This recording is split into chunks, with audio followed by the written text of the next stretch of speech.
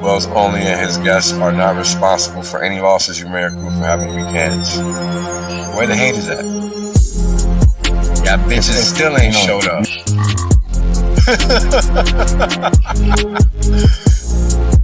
And now, right, we got Hex, flawless uptime. People thought this was a joke. Now they're mad at the chart. This is Wales only. Glad you guys can make it out. I'm making some claims that are pretty outlandish, but I can back them up. Boom. End of story. There is no other crypto out there, so don't get it twisted. If you don't understand where you're parking your money, you're gonna pay the consequences for that, and that's just how the cookie crumbles. Boom. We're obliterating everybody, literally. There is nobody else that comes close to what Hex has done. Boom. Oh, it's about to get funky. Funkier than you could have ever imagined. You know, Richard Hart is a boss. Hex is literally the best thing on the planet. It's simple mathematics. Right? The reality is that I want to be rich as fuck. There's only one way to be rich as fuck. That's by sitting on your ass the longest. Yep. That's it. Yep. That's the secret. The guy well told you. Richard done told you. I done told you. Kareem done told you. Maddie done told you. Everybody done told you. Everybody done told you. These motherfuckers still acting like they don't know. Appreciate that. Yeah. I appreciate that. 100% safe. There's plenty of games left. Valiant done told you. Yo, everybody said it. I mean, hey, you know what it is, man? Everybody done told you. Y'all's deep. Everybody. My God. Ex-Asians, bro. Everybody. Australians, man. Everybody gets me. Yo, when is it told you? Dollar told you. Everybody done told you. It's crazy.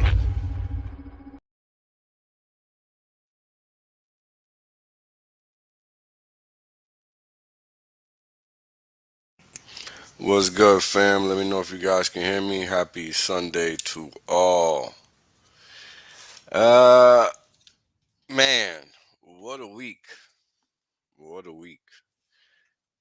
We are now in the middle of March, and the cookie keeps crumbling. People are fucking clueless, yet will do their damnedest to pretend to not be. And here's the thing. That's how you get fucked up in the head. Right? There's always a sniper out there sitting, just waiting for some dumb fuck to pop up his rear in the wrong place, or his head in the wrong place. And that's the nature of war. And that's kind of the thing that people don't understand about markets in one way. You have to know when to attack, and you have to know when to retreat.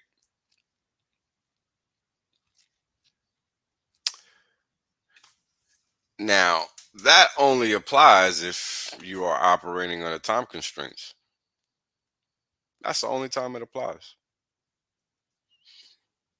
Other than that, it's either a zero or it's a hero. I mean, that's really how it's like it's that. It doesn't get any simpler than that. That's really how it works. You are either operating from a tactical standpoint, meaning you're in and out of the market, or you are operating from a long-term perspective. If you don't know that that's how it works, then you probably don't know anything. Took me about 3 years to figure that out when I started learning the game.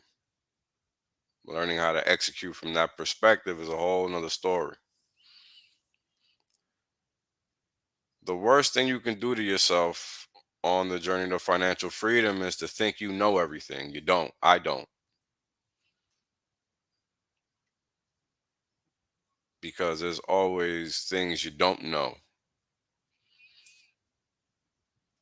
And those are just the way the cookie crumbles. So you have to find ways to keep enhancing your skill set, your toolbox, right? Expanding it. You have to always be looking for new tools. And the thing about it is, the majority of the people that end up coming to crypto, they don't have any tools in the first fucking place. Now, the reason I mention that is because the majority of the people that watch my streams are crypto people. It's not a lot of people from the other side of the line because that's not where my audience is really from. So, while I didn't understand it at the beginning, right, with every passing day, it's more apparent now.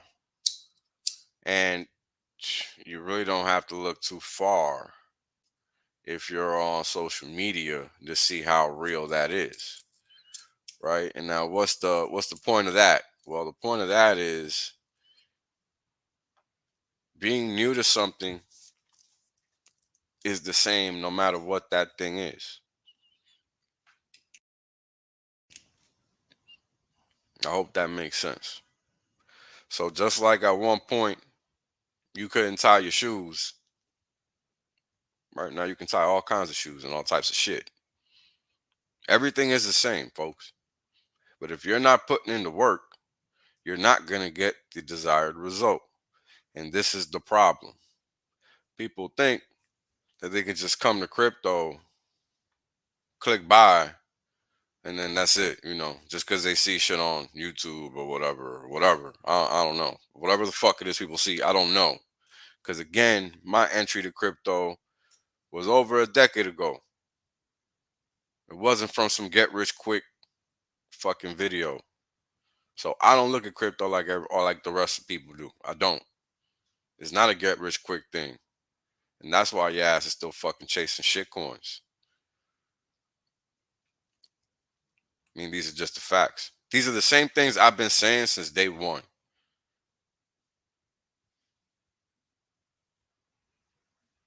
The only luxury we have, and by we I mean people that know about Richard Hart and his coins, are that Richard Hart and his coins exist. That's it. There is no other alpha in crypto. Whether you hit 100x or whatever is really not relevant in another coin, because what are the odds that that coin is going to be at that price level in 5-10 years? And we already know the answer to that question. That's why motherfuckers is ready to hop like a hoe from one dick to the next. And what do? They call that degen behavior, in quotes. That's what they call that. That's the male version of being a hoe, in case you don't know. And what you have to understand is that both of them are descendant or root. The root of both are commitment issues, right? Having psychological problems. These are facts. While funny, these are fucking facts. Because at the end of the day, you got to understand your position to know how to play the game you got to play.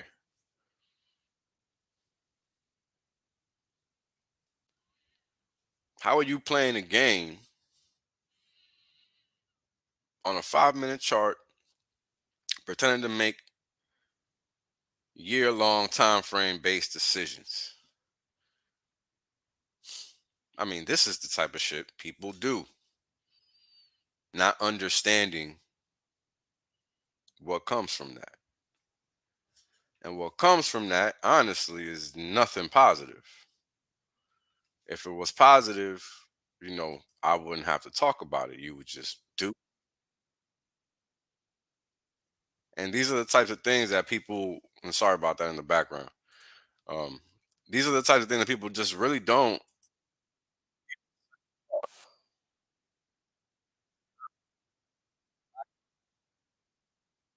knowledge, or trying, let me rephrase, it's for lack of knowledge because you don't know.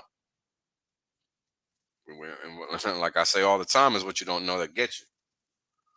Right. So if you're coming into crypto and you don't have any type of material financial experience and you're basically financially illiterate to the point where you don't even know what interest is, and you're out here pretending to be some type of motherfucking savant or some shit, like, just shut the fuck up and learn, man. There's nothing wrong with not knowing.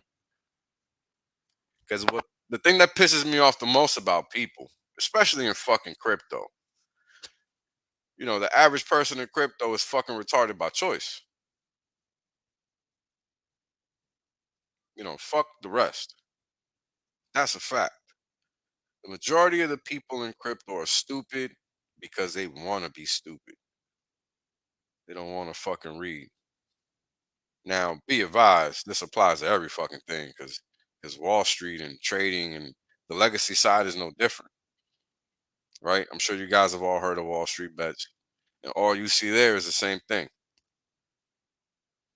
So, number one, there is no difference between the dumbasses in fake crypto and the people trading legacy.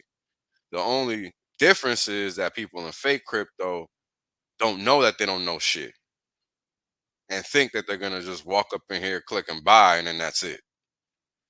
That's the biggest difference. On the legacy side, people know they're going over there to take risks. They know that they might or might not walk away with money. People walk over to crypto expecting to walk away with money. The mind frame is completely different.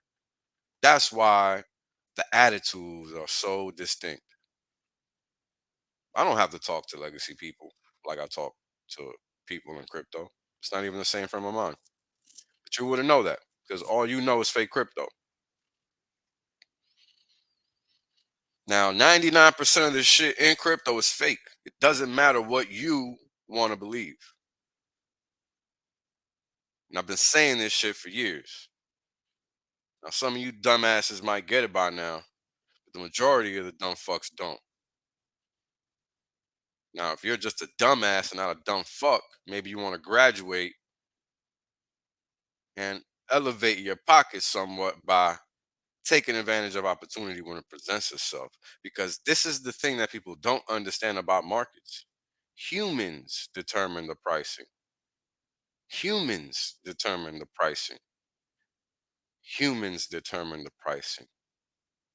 Humans determine the pricing. Now, if you don't get what that means, then there's just certain things that cannot be spelled out. Because where does it end? Where does it end? I mean, you got the guy that's laid down the actual foundation for what could be the next iteration of gold. It's not Bitcoin. Don't be a dumb fuck. It's not Bitcoin. Bitcoin doesn't do anything. It's just a shit coin. And not only that, it's been co-opted.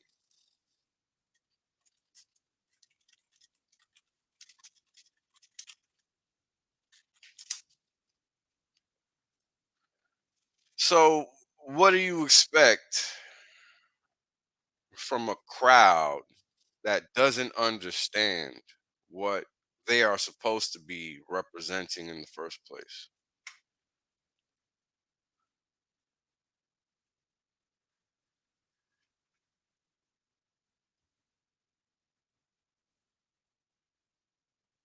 And these are the things you guys got to think about, right? It's easy for somebody to get on the screen and tell you what to do, but what happens when whatever you're told doesn't pan out? What happens when you run into a wall, you get a flat tire, your radiator busts? I mean, what do you do then? Is that Furu going to help you through that? Do they have a clue about what they're even telling you in the first place? I mean, you got to understand after a certain point in time that when you're wrong, and that was really my first lesson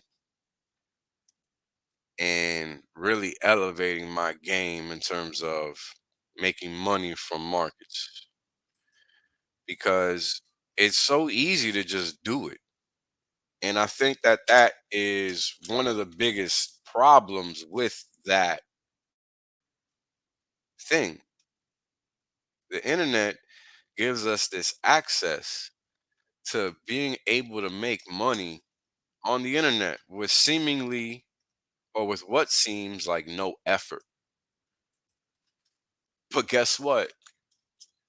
Everybody that you see that got rich quick loses it all. That's what you don't see. You only see the fact that they won. You don't see that they lost, right? You never see that. You never, in fact, you never hear about them motherfuckers again. You don't. And that's what matters. What happens after? Because you making a little bit of money, it don't mean nothing. You know how many millionaires and billionaires have made and lost it? That shit means nothing. And if you don't respect your pocket enough to do the right things when they matter, there's only but so much luck that you can acquire in a lifetime before it runs out at the wrong time.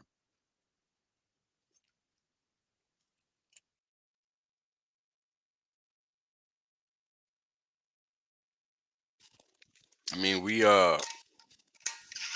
those of us that understand and execute in accordance with, we're lucky and fortunate to even know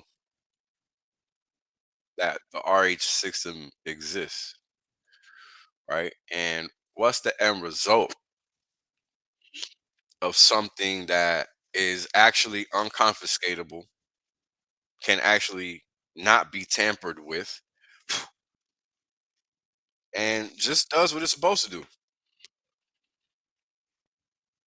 I just don't think that people understand the audience that they're seeing making comments.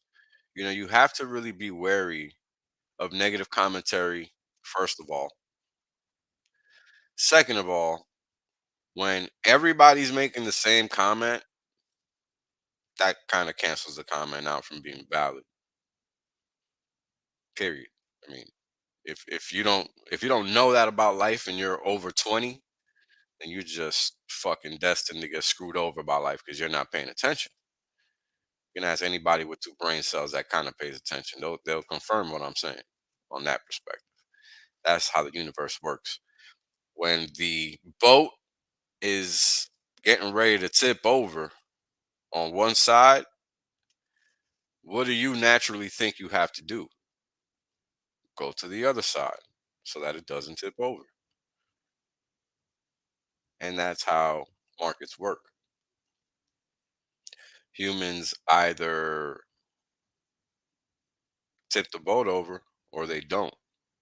And here's the thing, in markets, humans never tip the boat over.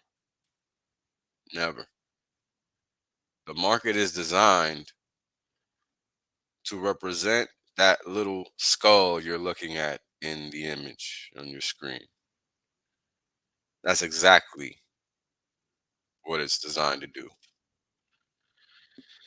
Now, the thing people have to understand about crypto is that the only reason it exists is because the financial system outside of it, right? The legacy system, what you think of as money that you get paid in, regardless of where you live, that thing is fraudulent. That's why crypto exists. Um, where it came from, who created it, and all of that. We don't have that information. I'm not the type of person that focuses on things I can't confirm nor deny because we just don't have access to that information. So whether it came from the feds or whatever have you, really isn't relevant. What's relevant is that we have the tools now at our disposal to do what we need to do.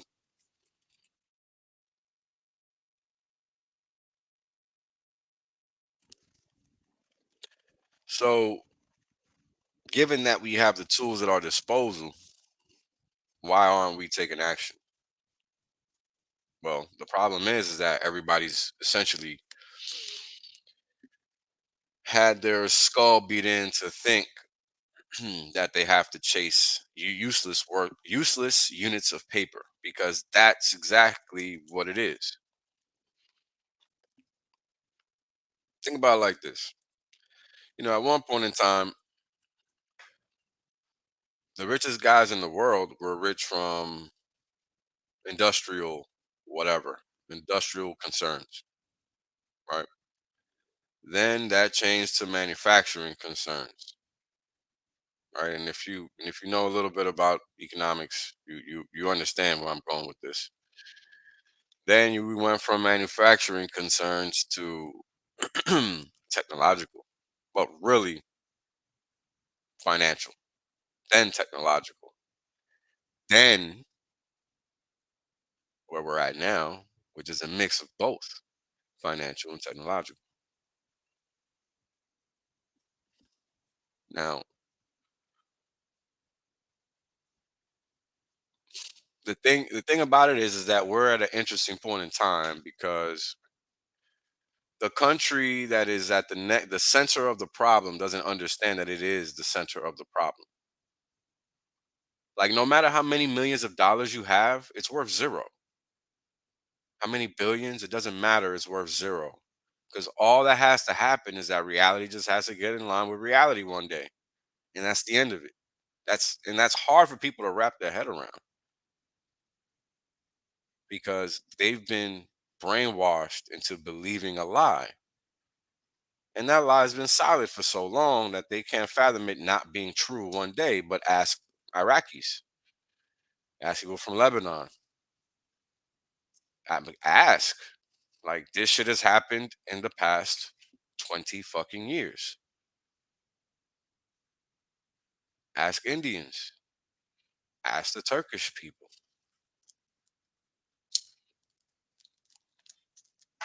And I'm afraid that it's going to happen here. Well, I know it's going to happen here because people are complacent.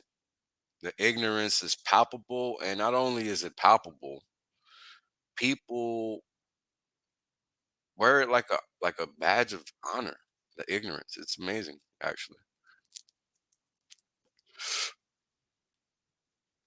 And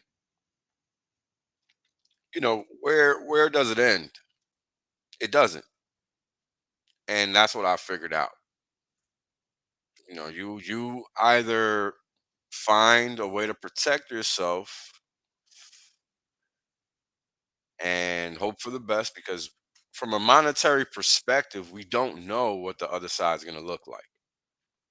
All we can do is get ahead of the problem or at least try to. Yeah, I did say ask the Indians. Ask all the countries that are third world. They know because their ass has been broke by it. Every country that's a third world country already knows this shit. I'm just talking about the recent ongoing, the recent ones. Philippines, you name it. Thailand, whatever. Point is, people do not understand the problem. And the funny part is, here's the funny part. The people with the experience are not the people that are the ones to rely on to fix the problem, but they're the ones that know.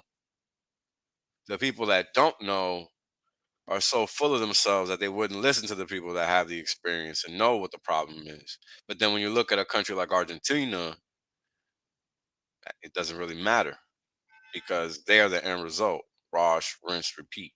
When you look at Japan, it's just been an never ending marathon of economic pain over there.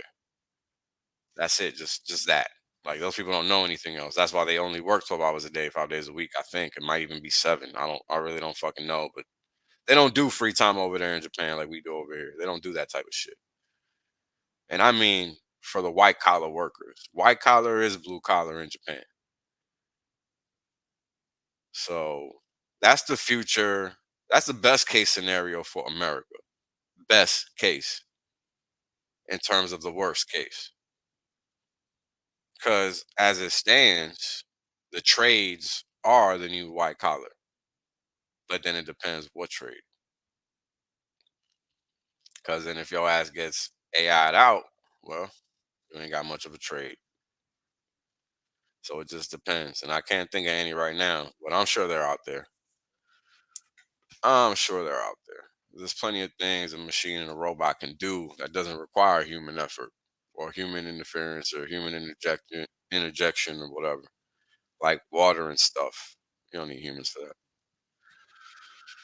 So anyway, if you're new to crypto, you really have to understand why crypto exists. It's not a get rich quick scheme. You want to get rich quick with crypto. There's nothing wrong with that, but understand that that shouldn't be the sole focus because that's a loser's. It's a loser's. It's a fool's errand, basically. It's a fool's errand because you don't know.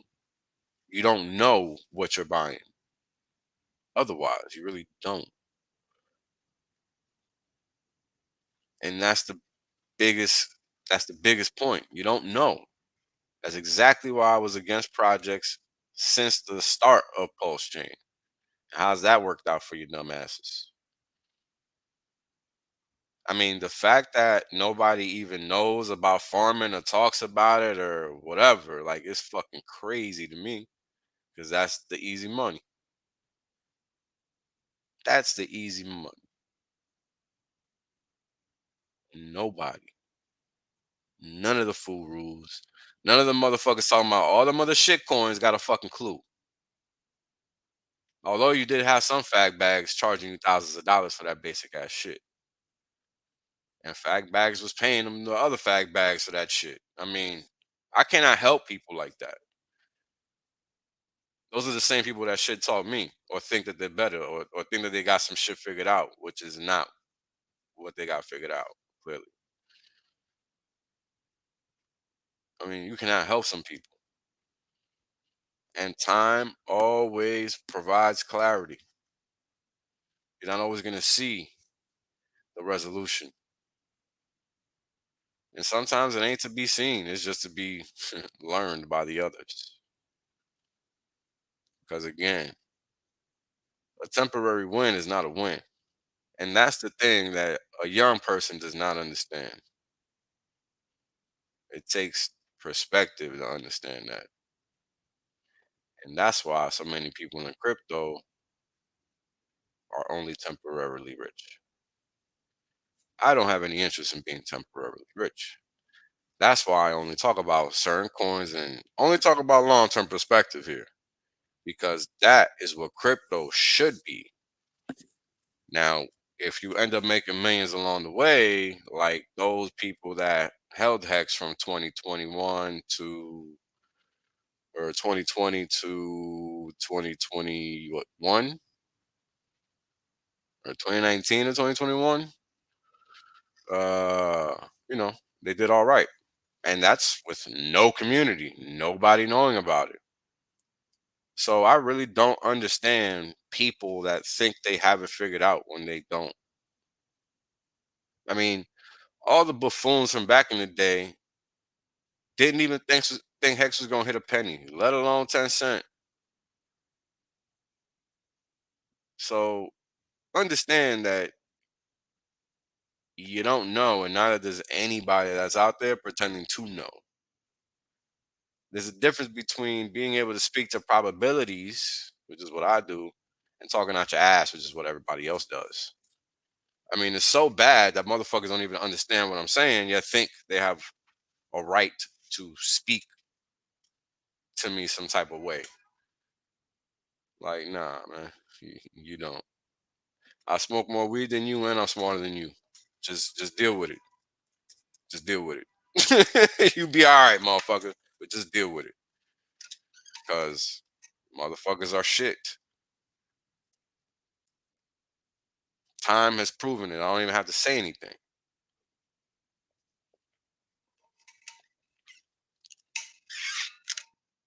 Funny how that worked out, ain't it? Not sure how many more times I gotta be right, but hey, you go on ahead and make sure you keep selling all that hex. And you know what's funny? The funnier people are the ones that act like there's a difference between hex on one chain or hex on another.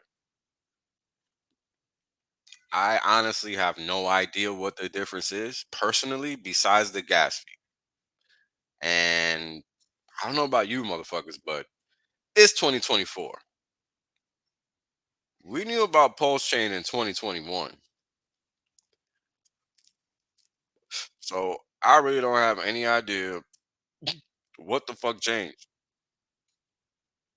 So unless you're a retard, you should know what to do. There's really no questions to be asked. There's literally nothing to discuss.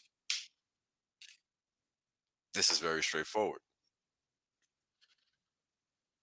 If you do not understand how straightforward this is in 2024, then you don't know crypto and you need to get back to this drawing board and just figure it out. I'm just not even going to be disgusting because it's too repulsive for me to even get disgusting. I don't know why people continue to pretend. Stop pretending you know crypto when you do not. Time will prove you so wrong. It's disgusting. I mean, Bitcoin went from 0 to 69,000 before people started fucking with it. Before people started fucking with it. It's only now that it is mainstream, and you dumb motherfuckers don't get it yet.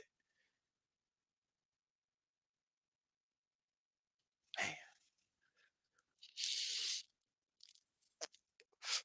Sometimes the blunt just ain't big enough, folks. Holy shit.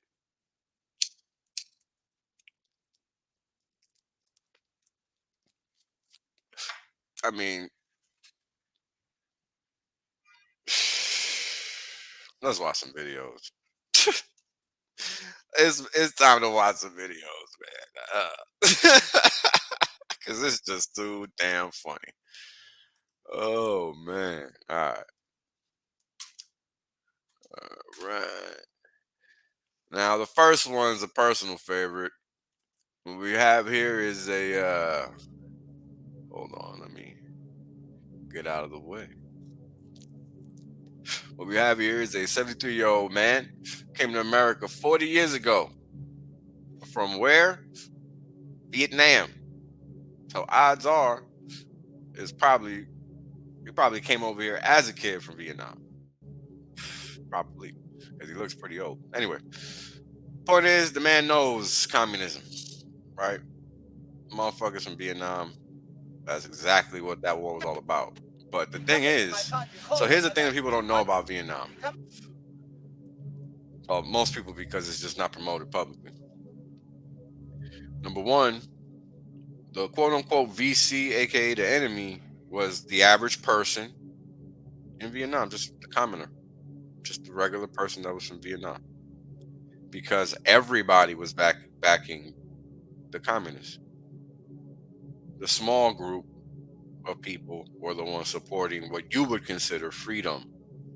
But you got to actually understand the dynamics of Vietnam before you even get to that point to comprehend that. So it's a whole shit show, people. Anyway. Come into my country, cold with my country. I don't want to be here. I want to feed them. Yeah. I don't want to come in. How long have you been here? 40 years. 4 years. From Vietnam. Vietnam. How old are you? 73. 73, yeah. Yeah. I started with the army. Yeah. Okay. What they do? What I do? Army. Yeah. They took over, right? Yeah. Yeah. I don't want China coming here no more. No, that's just what they did to Vietnam. I want to feed them. Yeah. I want to feed them right here. I don't want to come in China coming here. Yeah. I mean, do not state country. The freedom country. Yeah. We are American people. Yeah. And now we have to stand up. They come into my country, cold in my country. That man worried about China. He worried about China. Something for y'all to think about. Especially people on the West Coast. Because y'all just wide open with them fucking Asians. I don't even know what to tell y'all. Good luck. So I couldn't leave it alone. I wanted to find out, do companies that hire refugees in America illegally, are there any tax breaks for these people? And there most certainly is. It's called a work opportunity tax credit. And it's $3,000 per hire. Back teen. I can just imagine what it is today. So, from 2014 through today, which is approximately 10 years, if you hired refugees, you would get $3,000 per in tax credits. Bet you didn't know that. I'm going to be looking for this for sure. I'm going to get back to you. In the comments below, tell me what you think that each one of these hires is worth. Because I know that I did an expose on the LMIA a few weeks back, and I was getting people saying that in Canada they pay up to $40,000. Unbelievable! Imagine the cost savings on that. You just pay them $16.50 an hour. Man, you're golden. There you have it.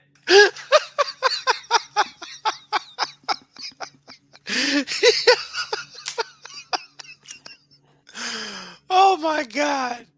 Oh my god! Yeah, that really did that one got me. All right, let's check this out. Your muscles, your calf muscles, are apparently your second heart. I don't know nothing about this. Let's see. Your calf muscles are your second heart.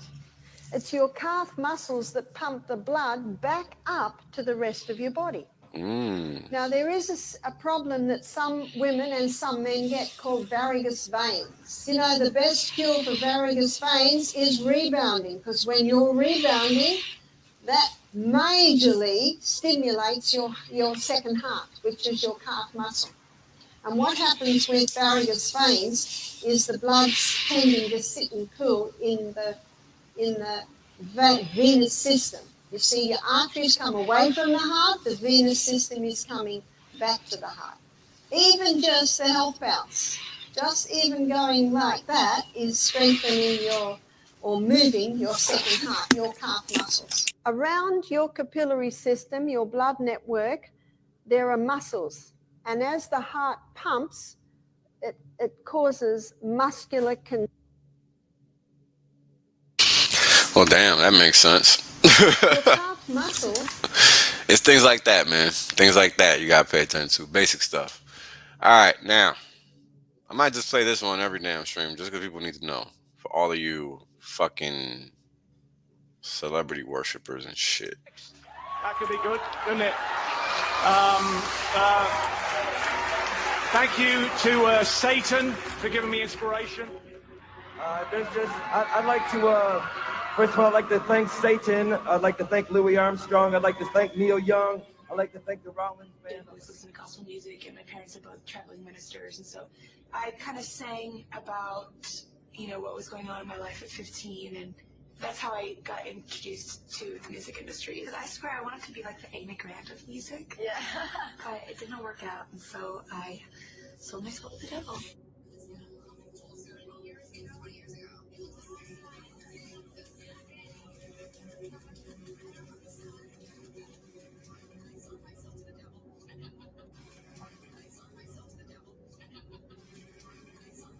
It made me want to go back to Satan worship. But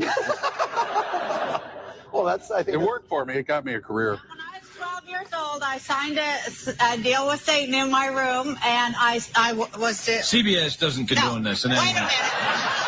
Because I wanted to get famous no matter what, and, you know, then I forgot that I had this deal with Satan and everything, and then I got really famous.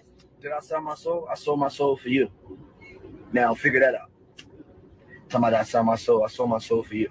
What the fuck is y'all on here if y'all think I sold my soul? Y'all coming right with me, you dummy. So clearly, they tell you. They don't hide it. Question is, are you paying attention? And we already know the answer to that. So let's keep moving. This blew my mind. Prepare yourself. The Zapruder tape. He stands up and he starts playing this tape. It was the Zapruder tape of the Kennedy assassination, but then he slowed it way down. And it was so slow that you could almost see the air moving. Then you saw the driver take a gun and go like this and shoot Kennedy. And the bullet comes out of the gun this slow, very, very, very slow. And it hits Kennedy in the head.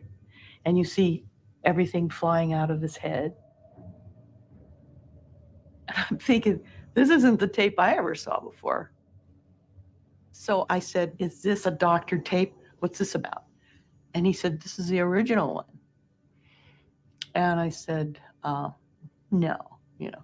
And he says, well, I'm going to show you the one that you've seen on the media. Now, the next tape is your typical one where the driver just keeps driving, never even flinches with the gun. And he stops the tape. And he says, look at the tree.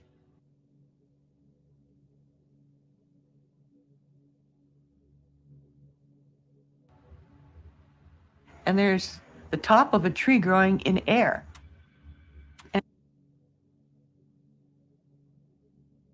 And he says, this is the one that you're seeing on the media. And it's been doctored. He looked very, very intently at me and he said, nothing is as it appears to be.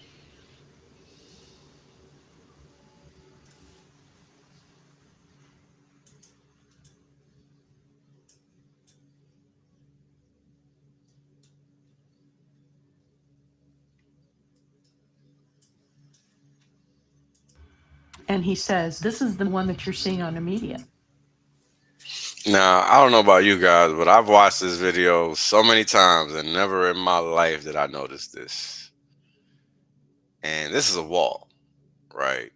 So, and you can see the shade of the tree right here. And it's in line with the shade, that same angle that the people have. So that's how you know this was doctored from here on down to some degree.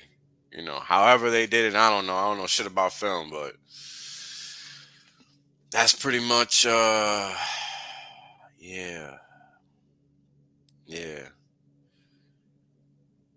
I just, you know, this one really here. And this is why, you know, I really profess to be so legit about that, keeping an open mind and even being mindful of what you think you know, because you never really do know. And this is just another instance in where that proves itself to be true. Be sure to share. Be sure to like. Be sure to subscribe. Be sure to make sure that others get pulled out of that quicksand that is life as we knew it, but it really isn't, right? Because goddamn, man, you just can't stop digging. I've been digging forever. Keep digging. Now, this is the latest shit show in America. They want to retain those workers by providing benefits such as temporary housing. relocation stipend, part-time off to better acclimate to their new lives. And employees will also receive on-site childcare and transportation, as well as paid time off to attend court hearings. And they're also saying that they're allocating $1.5 million to help them with legal services. Tonight at 8, we're going to take a closer look, and my colleague Megan Smith and I, at what the process looks like for migrants 48 hours after they arrived into the city of New York. Chris, Bianca. They want to retain those. Yeah, and we know why. They're getting paid for it. Now, this is the latest in medical discoveries that I was not privy to. Well, not really discoveries, but knowings. It is an addiction. The substance I'm referring to is ibogaine. It is not a substitute narcotic. It is an addiction interrupter. It works by expressing a nerve growth factor that regenerates dopamine neurons. For that reason, it's good for both opiates, psychostimulants, alcohol, and nicotine. Before, I was struck by the fact that there are many people in the room who know about ibogaine. They've known about it for years. But everybody on that first panel didn't know about it. Ibogaine gets people off of drugs overnight. A course of ibogaine treatment lasts 6 days. It means that we can use the same bed multiple times instead of having somebody in that bed for a month or 6 months or a year. Recently, actually at this time, ibogaine is in the process of being banned in the UK because of the side effects of a statute that's being passed against spice, or K2. In that, the course of that, they're banning ayahuasca, and ibogaine falls under that. That means that all the treatments for heroin that were taking place in the United Kingdom are being shut down, and they have to move to Portugal. Our problem was that back in 1967, when people didn't understand what this was, they decided that it was a bit like LSD and that they would ban that too. Therefore, it is Schedule 1 in the United States, and there's a Me Too reflex in all the other governments to ban that too. We have to bring this up and make it an issue because it will make an enormous difference. This is the closest thing. They say there is no silver bullet. Well, this is a palladium bullet. Okay, this is a platinum bullet. And it's just amazing to me that with such a deficit of treatment, that people would allow it to be banned in one country after another, and it isn't even a subject of discussion. I could go on this. I would like to be able to talk to anybody in the room. We can supply scientific information, studies on ibogaine interruption of cocaine, alcohol, and opiates. Right now, there is no finished study on crystal meth, but it's the only thing that works for crystal meth. Why would you ban it? Why would you enter it into the single convention? It just makes no sense. Thank you very much.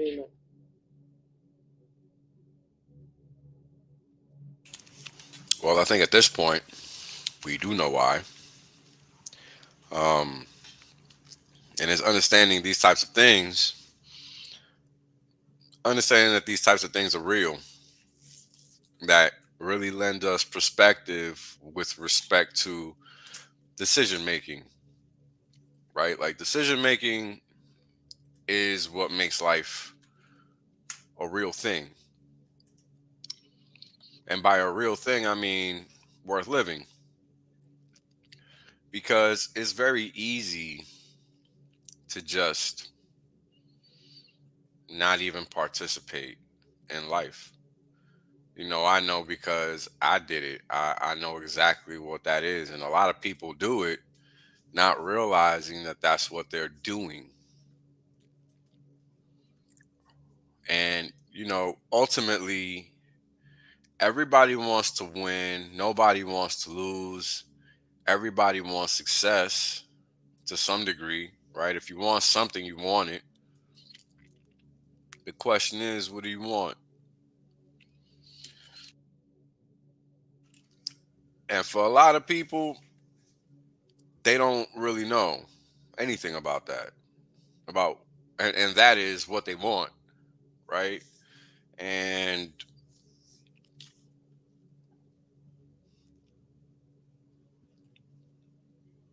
you got to really know yourself in order to know what you want. And I think a lot of people are very scared to face themselves, which makes everything else seemingly impossible. But once you start facing yourself and you start seeing that you're not as bad as you think, and that there is some light at the other end of that tunnel, because it's dark until you get to the other side, right?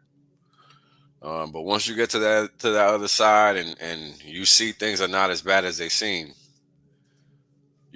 things look a little different, right? And I think that that's kind of what you got to focus on, the positives, not the negatives, because there's always a reason to not, and there's always a reason to, right? And it took me a long time to even realize that, because it's so easy to just say no to everything. But why say no when you can say yeah? As long as it's a positive, as long as it's an occurrence that has potential positive outcome, right? Where it's not like something dangerous. Like one time I was fucking around and almost fell through an elevator shaft, man. Like I could have avoided that.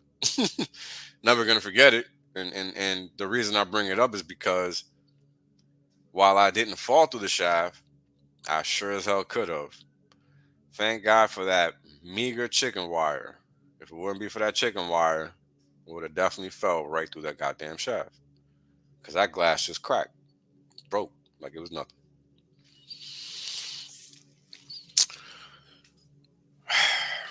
So,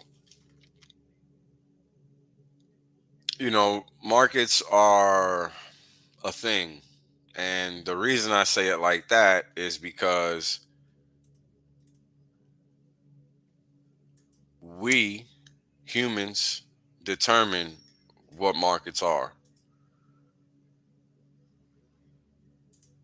not anything else. And I think people have a hard time really appreciating that fact, because this is basically what we saw um for the past week or two or something. I don't even know, but whenever the EHEX PHEX nonsense became a deal, a thing, I personally don't understand what the issue is. It should be obvious that the fees are cheaper on ETH than on Pulse chain, right? Or am I like retarded? Did I miss the memo or something? I mean, I know I didn't, but I'm just trying to be a little funny. So, the payouts have been crazy. If you got Hex on both chains, congrats. Oh, sorry guys, I don't know what the hell happened there. Give me a second. Not sure why my screen disappeared, but there it is again. So we're gonna talk about these markets, from regular markets to crypto. There's a lot going on, and those videos kind of underpin a lot of what is going on, because crazy doesn't come out of nowhere, right? And in the world where things are always changing, that means that there's volatility. And with volatility comes opportunity. So opportunity is what represents where we can and cannot make money from. So I'm here to talk about not just crypto, because that's a long-term opportunity. I'm also here to talk about short-term, intermediate, medium, whatever you want to call it, all types of opportunities. And I got the beard here too. Eyo. What up, bro? How you doing, man? Everything's good, man. Nice. I'm having fun. Good, man. How's the farm? Overall. Yeah, farming's pretty good. That's what it's about, and everybody's starting to catch on, aren't they? Isn't that funny? Yeah, it's really interesting. Well, no, it's just another done told you. Yeah. Pretty much. Yeah. So how you been, brother? How things shaking over there? Yeah, pretty good. Just playing around in crypto land, trying to set up a farm here, and like a real farm, not an ink farm. Like Yeah. That's the easy one. Right. That's the easy one, right? But yeah, basically just I'm trying to get just all my skills up while we're just in this market. I have the idea that a lot of people are just sitting behind the screen and that's it. Because like I think that because of all the emotions and all the crazy talk, because you get kind of crazy when you're just behind the computer. And I just figured I might as well just you're not get some engaged in skills. reality in any way, right? When you're doing that. Yeah, you get some kind of schizophrenic and you create these whole, most of the time, ego stories, as in because the life is so much centered around yourself because you're the one behind the screen and you're interacting with everything. I see that a lot online where people just have such out of proportion egos without them realizing and thinking that that's not the case, but like it's clearly there's something. Yeah, it's not healthy, man. So yeah, I picked up some woodworking and making furniture now, and nice learning all that stuff. I started to work in construction actually. Nice. I'm building tiny houses now. That's good. All right, a little weird thing to build, but gotta start somewhere, I suppose. Those things are nice, man. I like them.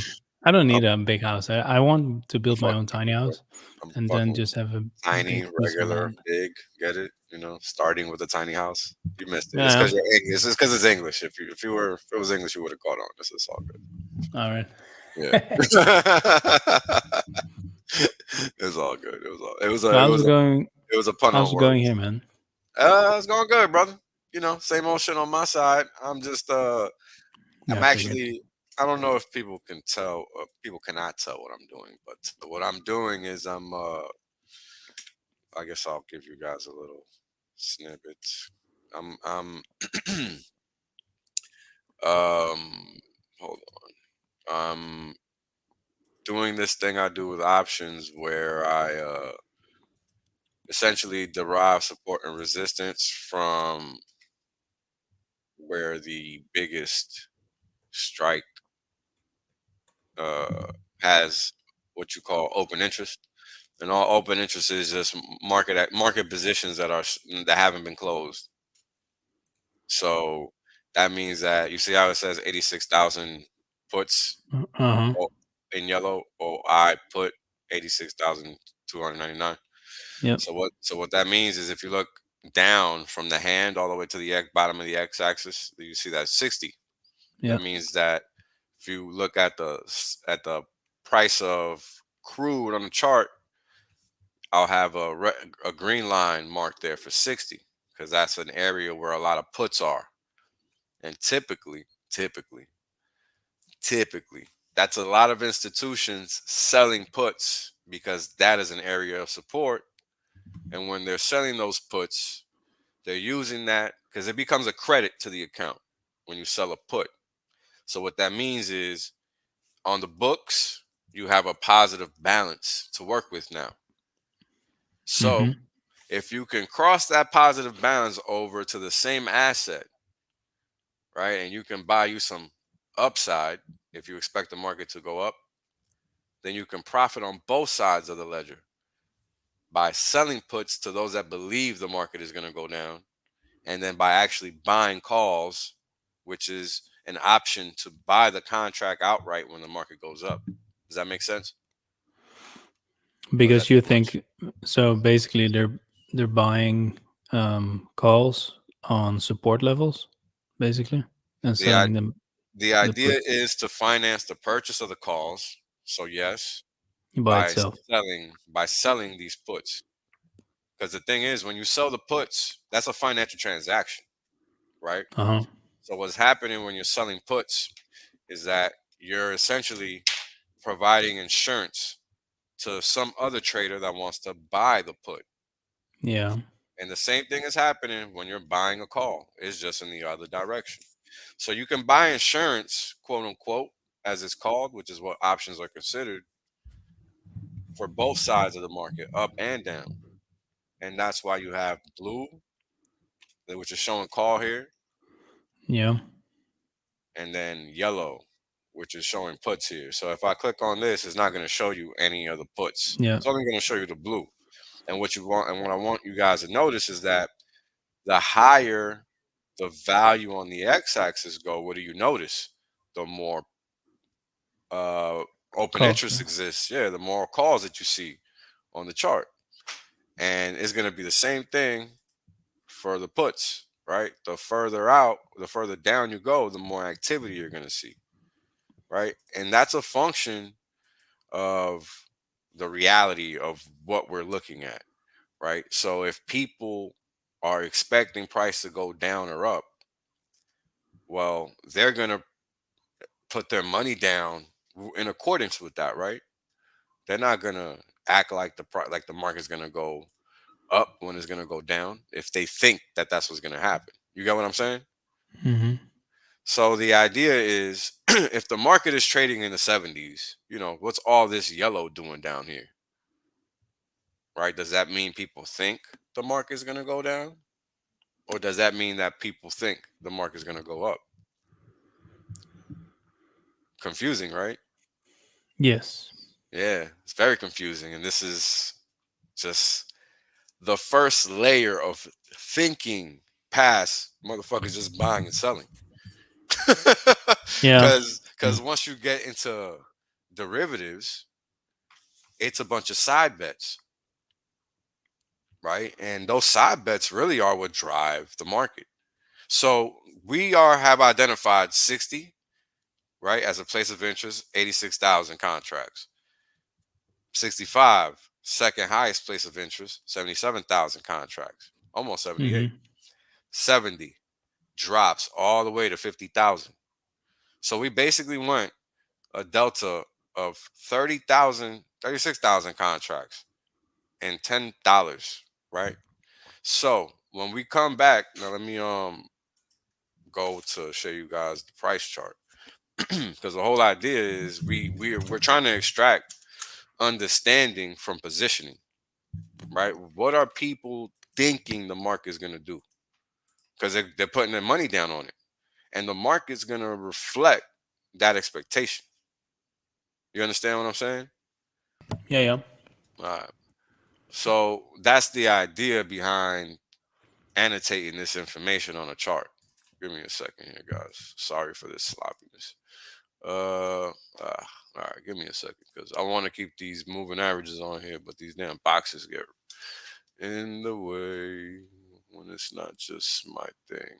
Let me get rid of that. I think that should. Nope, not doing it. Why is that not disappearing?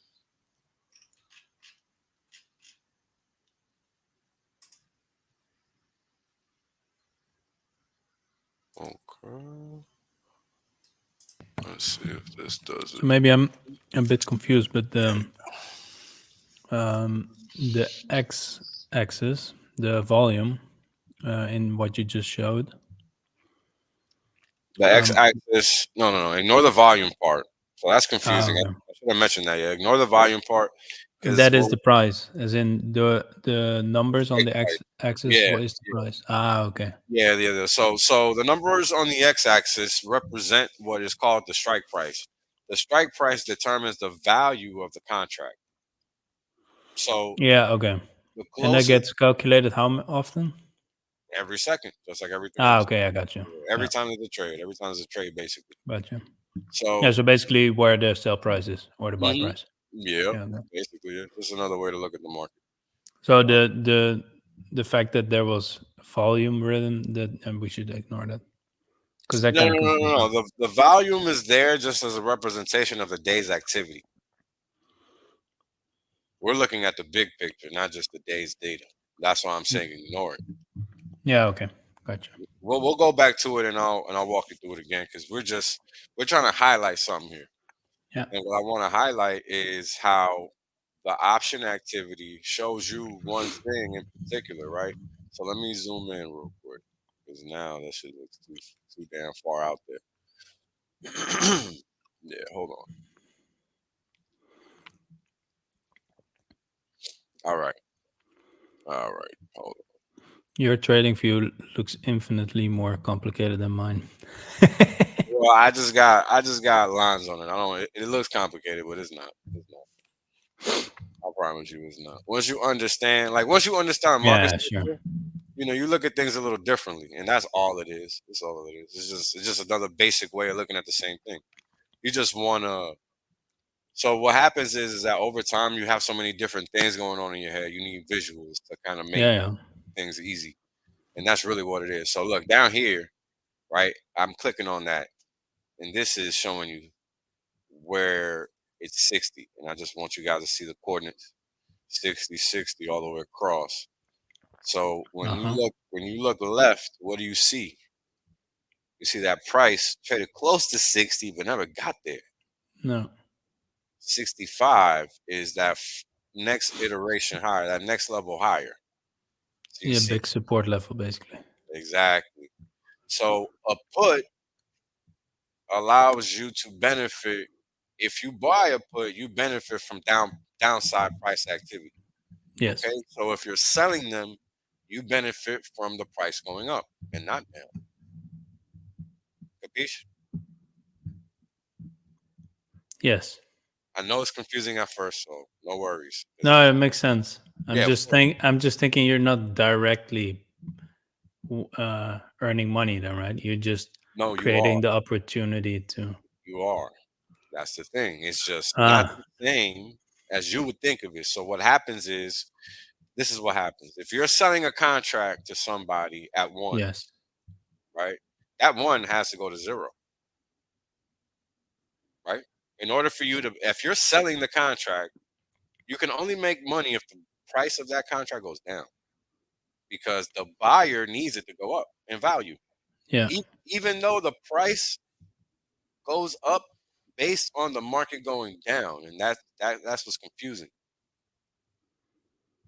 because we're talking about a contract Of course, because the price of put. a price of a put goes up as the market goes down. That's right. Right? Yeah. That's Okay. Gotcha.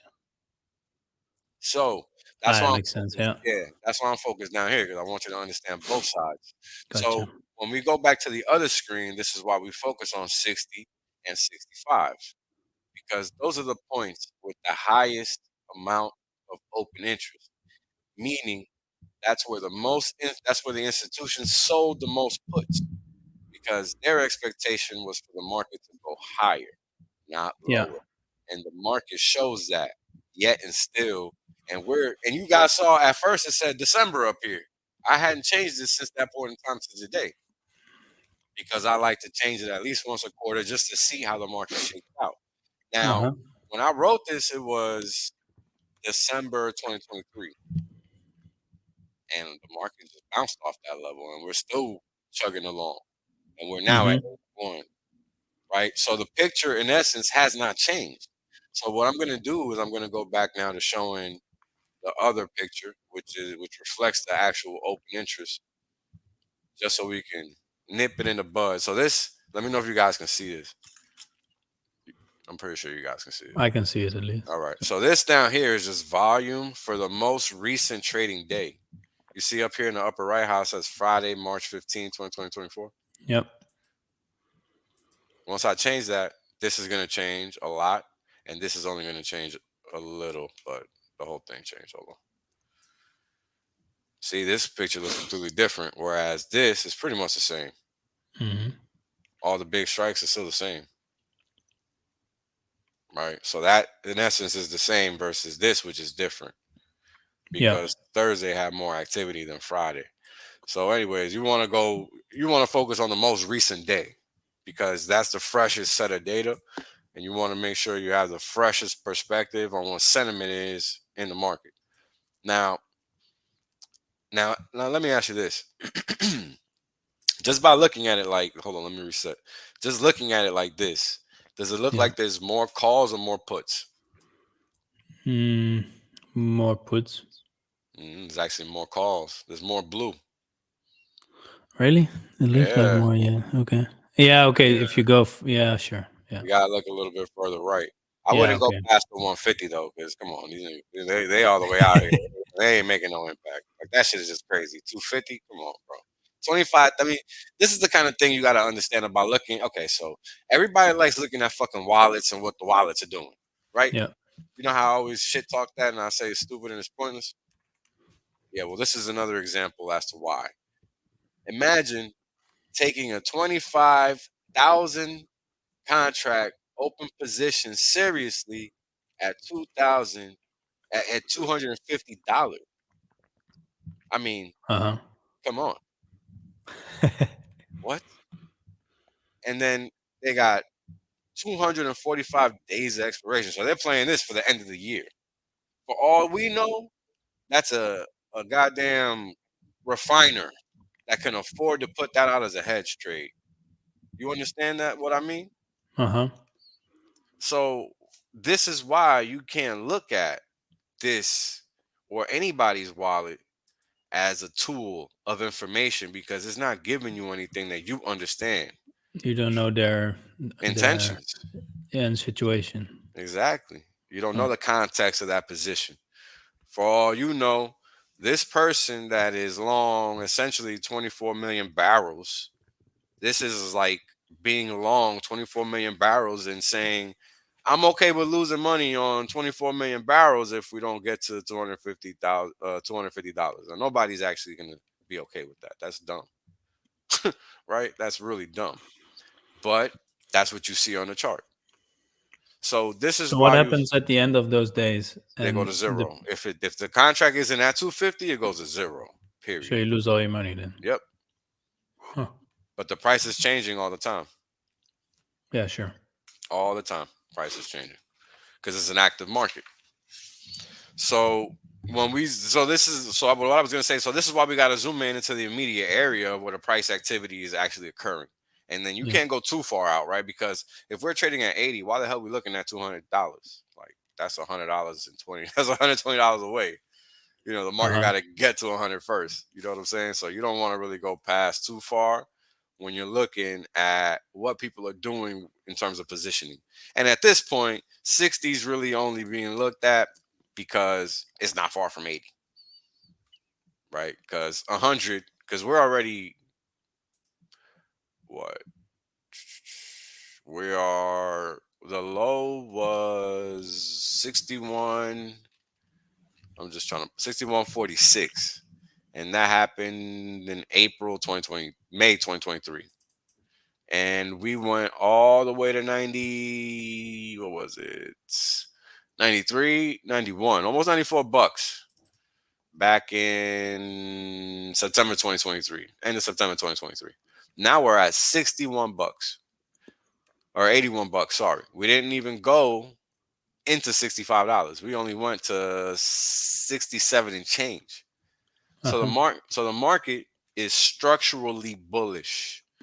What that means is that the path of least resistance is higher because everybody was so negative for so long. So now the market has to work its way higher until the market has a reason to go lower.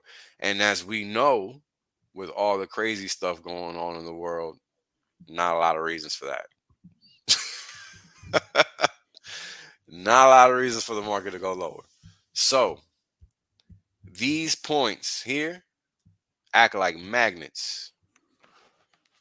So over time, the market made its way to 80.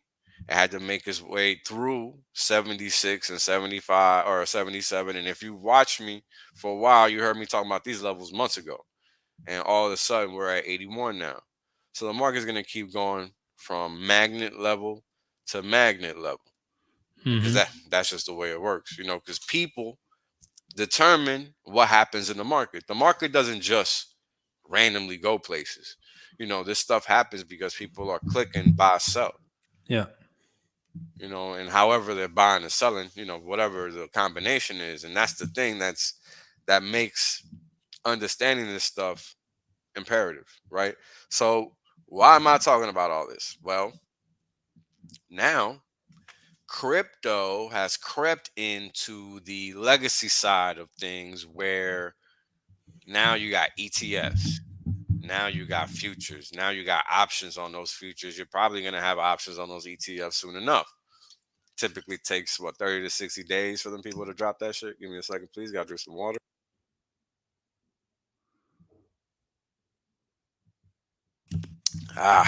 Amazing. So hey, check this out. I'm adding chlorophyll, liquid chlorophyll to my water. We're just like plants, bro. Oh. My body asked for that shit and everything now. It's crazy. Nice. Yeah. It's the weirdest thing. You would never guess that, but yep, we're just like plants. I bet Finbear gets really angry now at us. Why?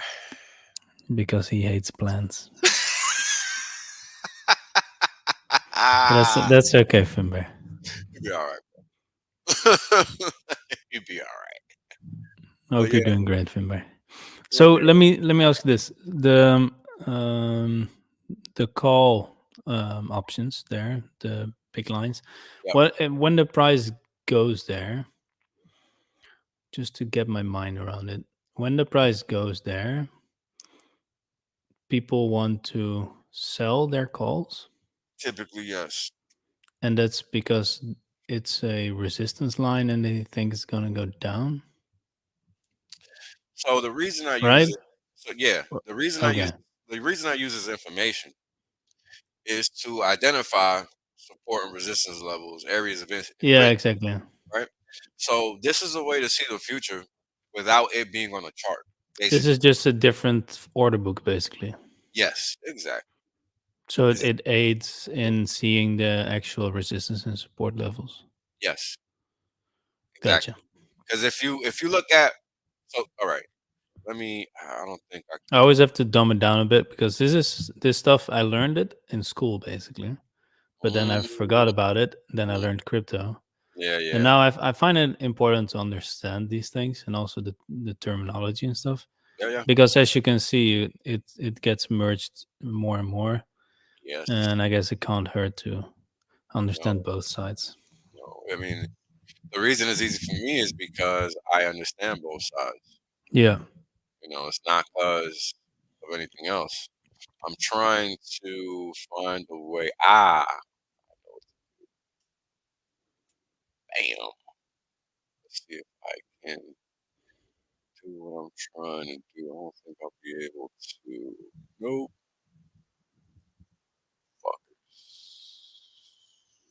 Nope. Let me see. I'm just trying to show you something. I'm trying to make a point that's pretty important. It's just related to understanding what's happening on the chart. So just give me a second here. This might do it. Let me make this thing blank.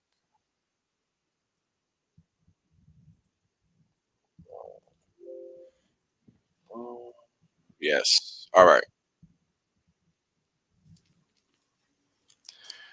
So this is basically just like market profile, right? Remember I've talked about that before?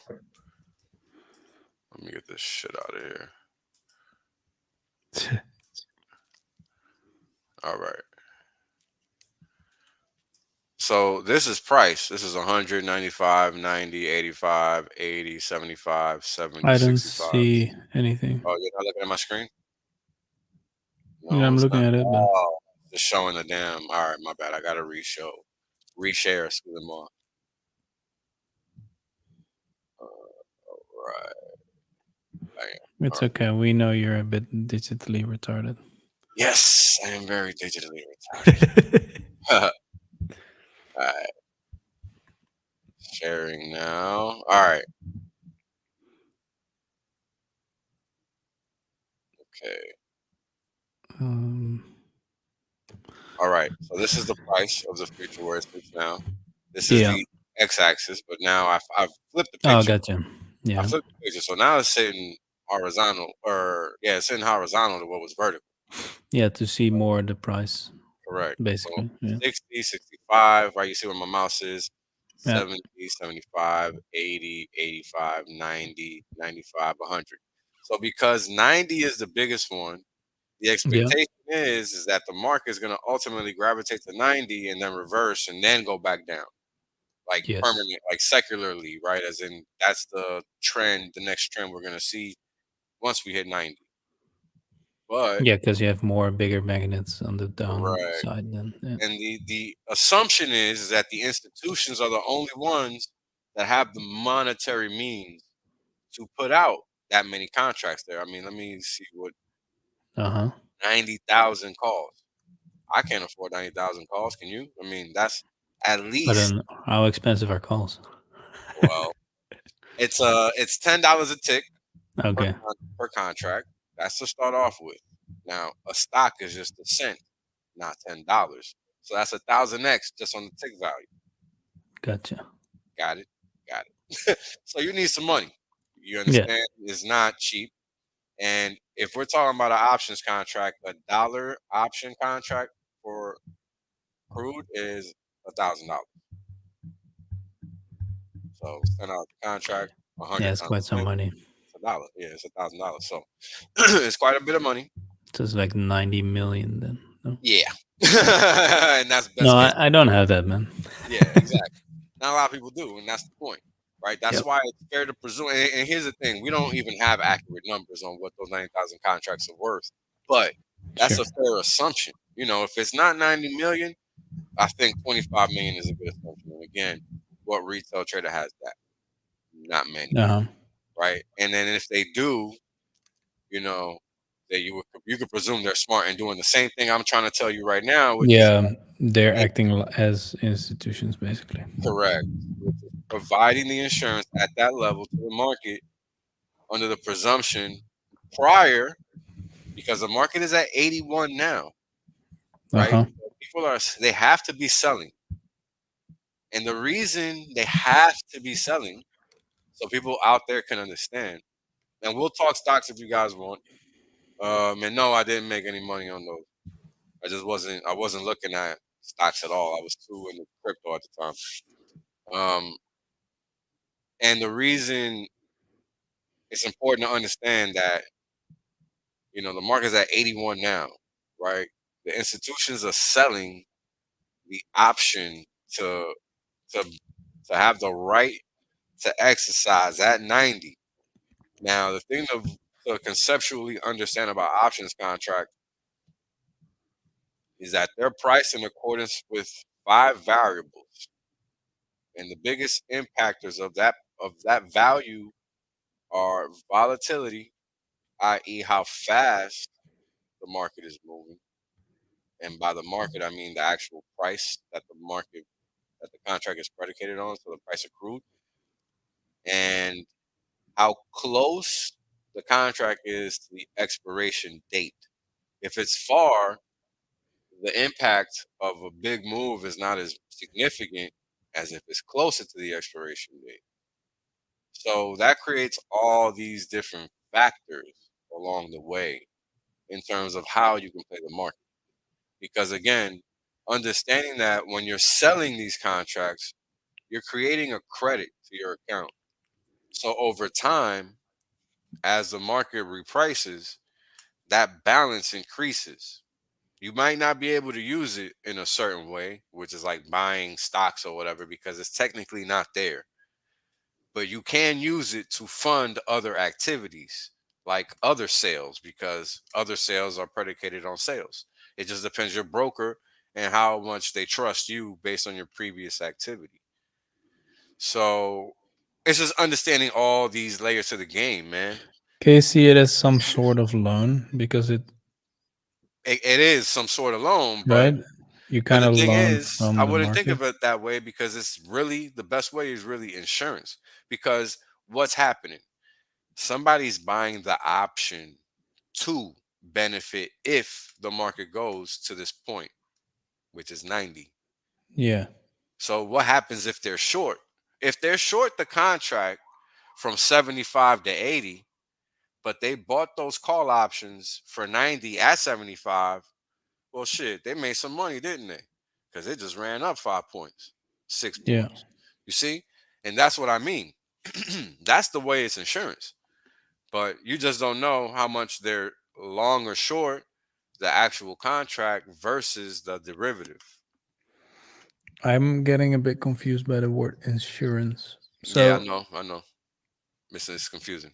But it's that's the way to understand it. So think of it like this. so if you buy a call option, Is there insurance for farms? yeah. Why is there insurance for farms? Well, if something goes wrong, then you're not bankrupt, right away. Exactly. Options are insurance for people taking positions in the regular market. So but if the price goes the other side, what you want. So if you buy a call option and the price goes down, you're losing money, right? Yeah. So how's that insurance? Because you just Because earn the money when person it that goes up. sold it to you is making money. What? The person that sold you that call option is making money. You didn't Yeah. know the market was going to go down. Your expectation was that the market was going to go up. Yeah. But what Yeah, if but so then I'm losing unless I'm the same person on both sides. no. You can't be the same person on both No, sides. exactly. That's illegal. I mean that, and I don't even know if you can do that nowadays with electronic brokers. But anyway, another point.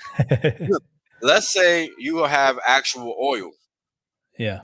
right? Let's say you have the actual physical commodity. Let's just assume that, Yeah. right? Just like there's insurance for farms and your physical produce, there's Mhm. insurance for the actual physical oil, and that's the futures market.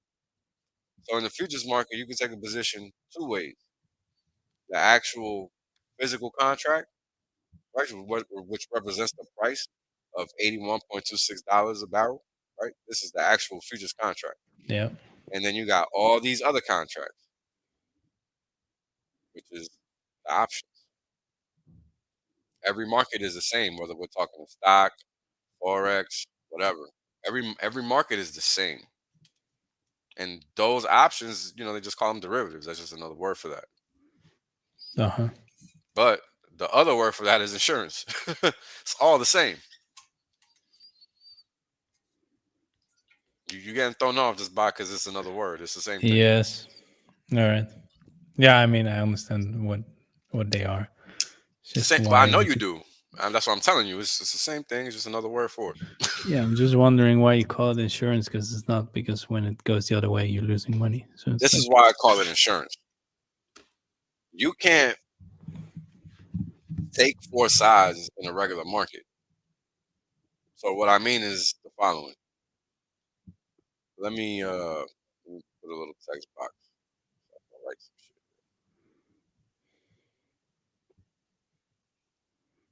All right, in a regular market, right? You got outright contracts, right, or stocks, right? yeah, You can only go long or short, right? yeah, That's it.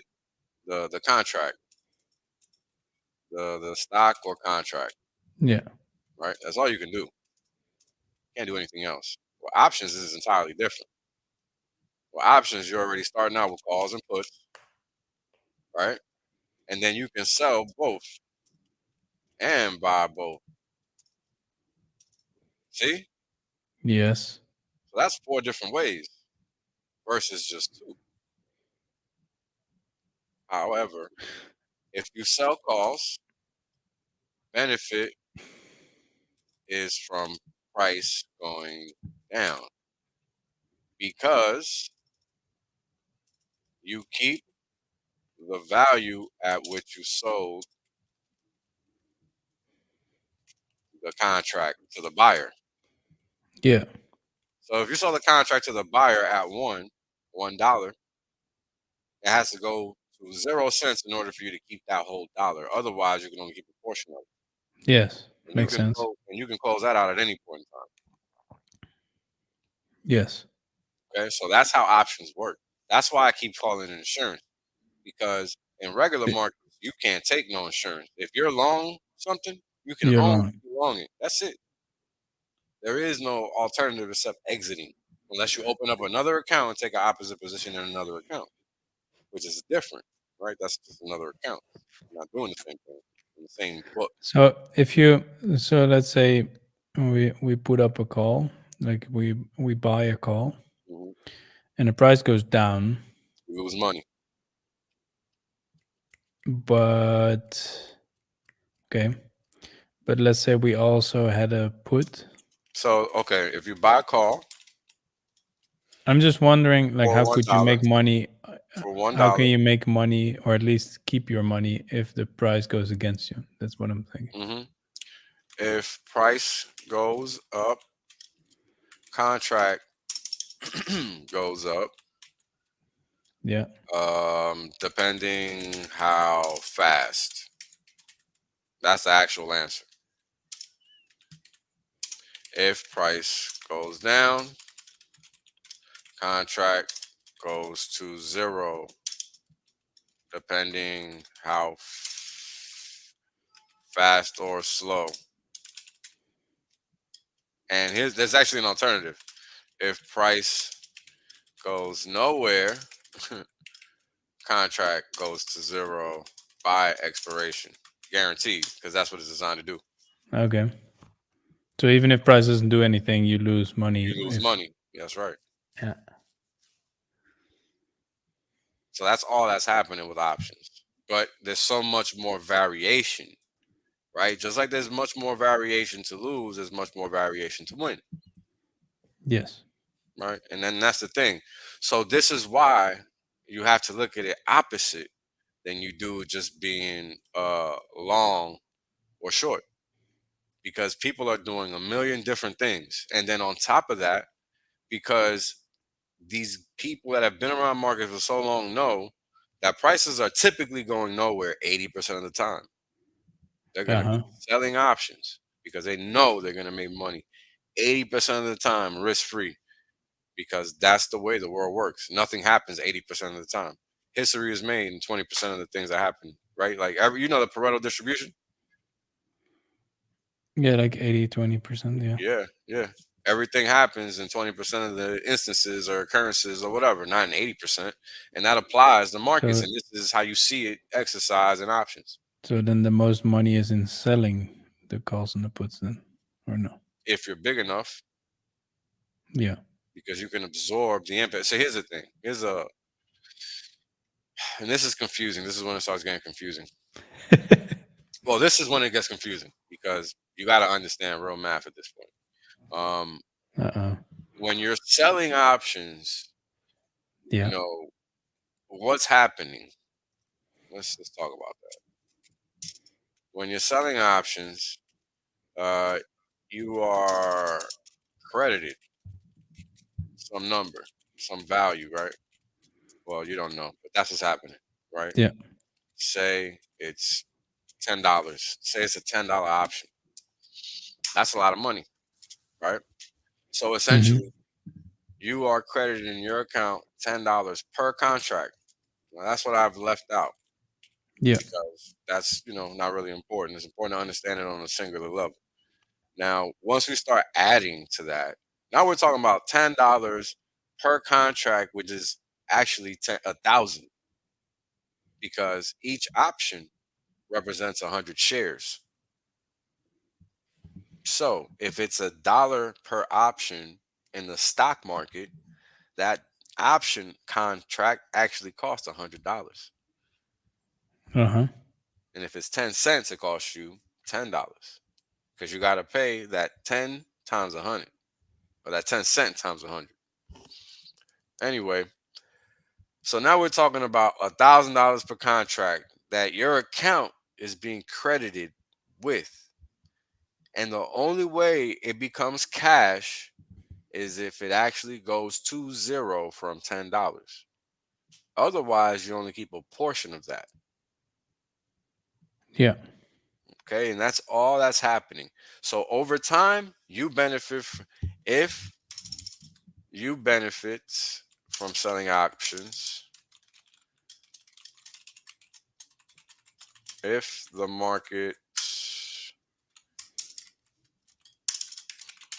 goes against the buyer or if the market goes nowhere. Doesn't matter if you sold calls or puts in that instance. Yeah. See? So that's 3 ways of winning once So you're a if you're seller. selling, you actually have more chances then. Exactly. But the thing is that you're being credited your account. So you got Yeah. to have the collateral on the books in order for the broker to allow you to sell. It's not like buying because that's too easy, Yeah. right? So here's the thing. What happens if you sell and it goes against you? You Yeah, then don't you have to pay it back. you don't just pay. You don't just have to pay it back. You have to pay back everything you just lost because it's not going to just be the $10 per contract because you're already It's giving gonna up. be more. Yeah, it's going to be more because you're already giving up. So you get in. So you can get in big trouble then. Exactly. And that's why they're Okay. very picky about who they let and how they let people sell options. So let's say you don't even have to buy them in order to be able to sell them then, Nope. right?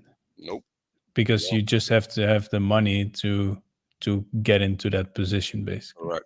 That's So you right. just tell your broker, hey, I want to sell these, and he's gonna say, okay, do you have enough money for that? Because I want my money when you lose.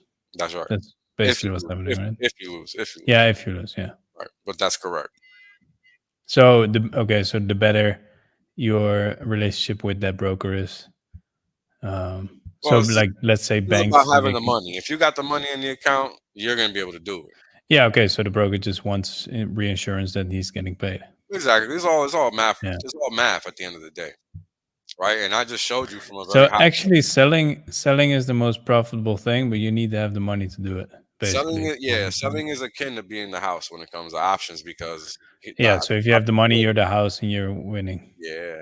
Is that how? Okay. And Well, I just okay. showed you how or why, right? If market goes against the buyer, house wins. If the market goes nowhere, Yeah. so the odds of you winning are always higher because you have the optionality of that market going nowhere. So can you Whereas also hedge your if you're a bets? buyer and the market goes nowhere, nothing happens, and or you lose money. See, so you're not making money if the market isn't doing anything. But as a seller, you are. That's the biggest difference. Funny. Yeah. That's why I had to keep going because I had to finish that thought. Like that's something that's important to understand. So when you're participating in this, are you more buying or selling then? I'm more buying because I'm not. Because again, Because you can't be selling because you don't have the. yeah, you don't have to do anything, right? You don't have to buy and you don't have to sell. But if you pick, you have to know why. So why do you pick buy? I pick buying versus selling because it's mathematically sound. Meaning my Why? account. Because opportunity is more on the sell. You said. Yeah, but that's if your bankroll is big enough, and you have to be constantly babysitting that shit. Because what Yeah, if? it's more risky. Let's say. Yeah, it's more risky because Because what you if? can get screwed really bad. Yeah, what if the Yeah. market Okay, gotcha. rips once? Like, yo, here's the thing with selling options. Fair. You don't have to close to lose. You can lose without closing. Yeah. That's the downside. So how does that happen? Let's say you sell a market that's trading at 10. You sell options on a market that's trading at 10.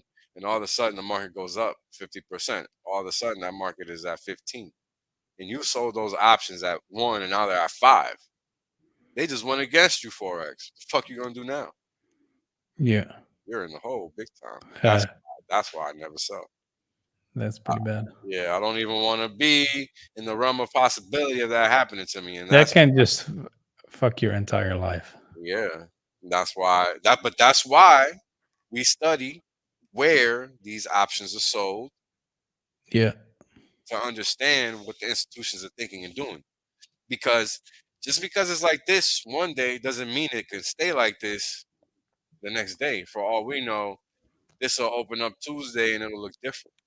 But if it's not looking different, it's been like that for 3 months, then we can be rest assured that the market is going to continue doing what it's been doing.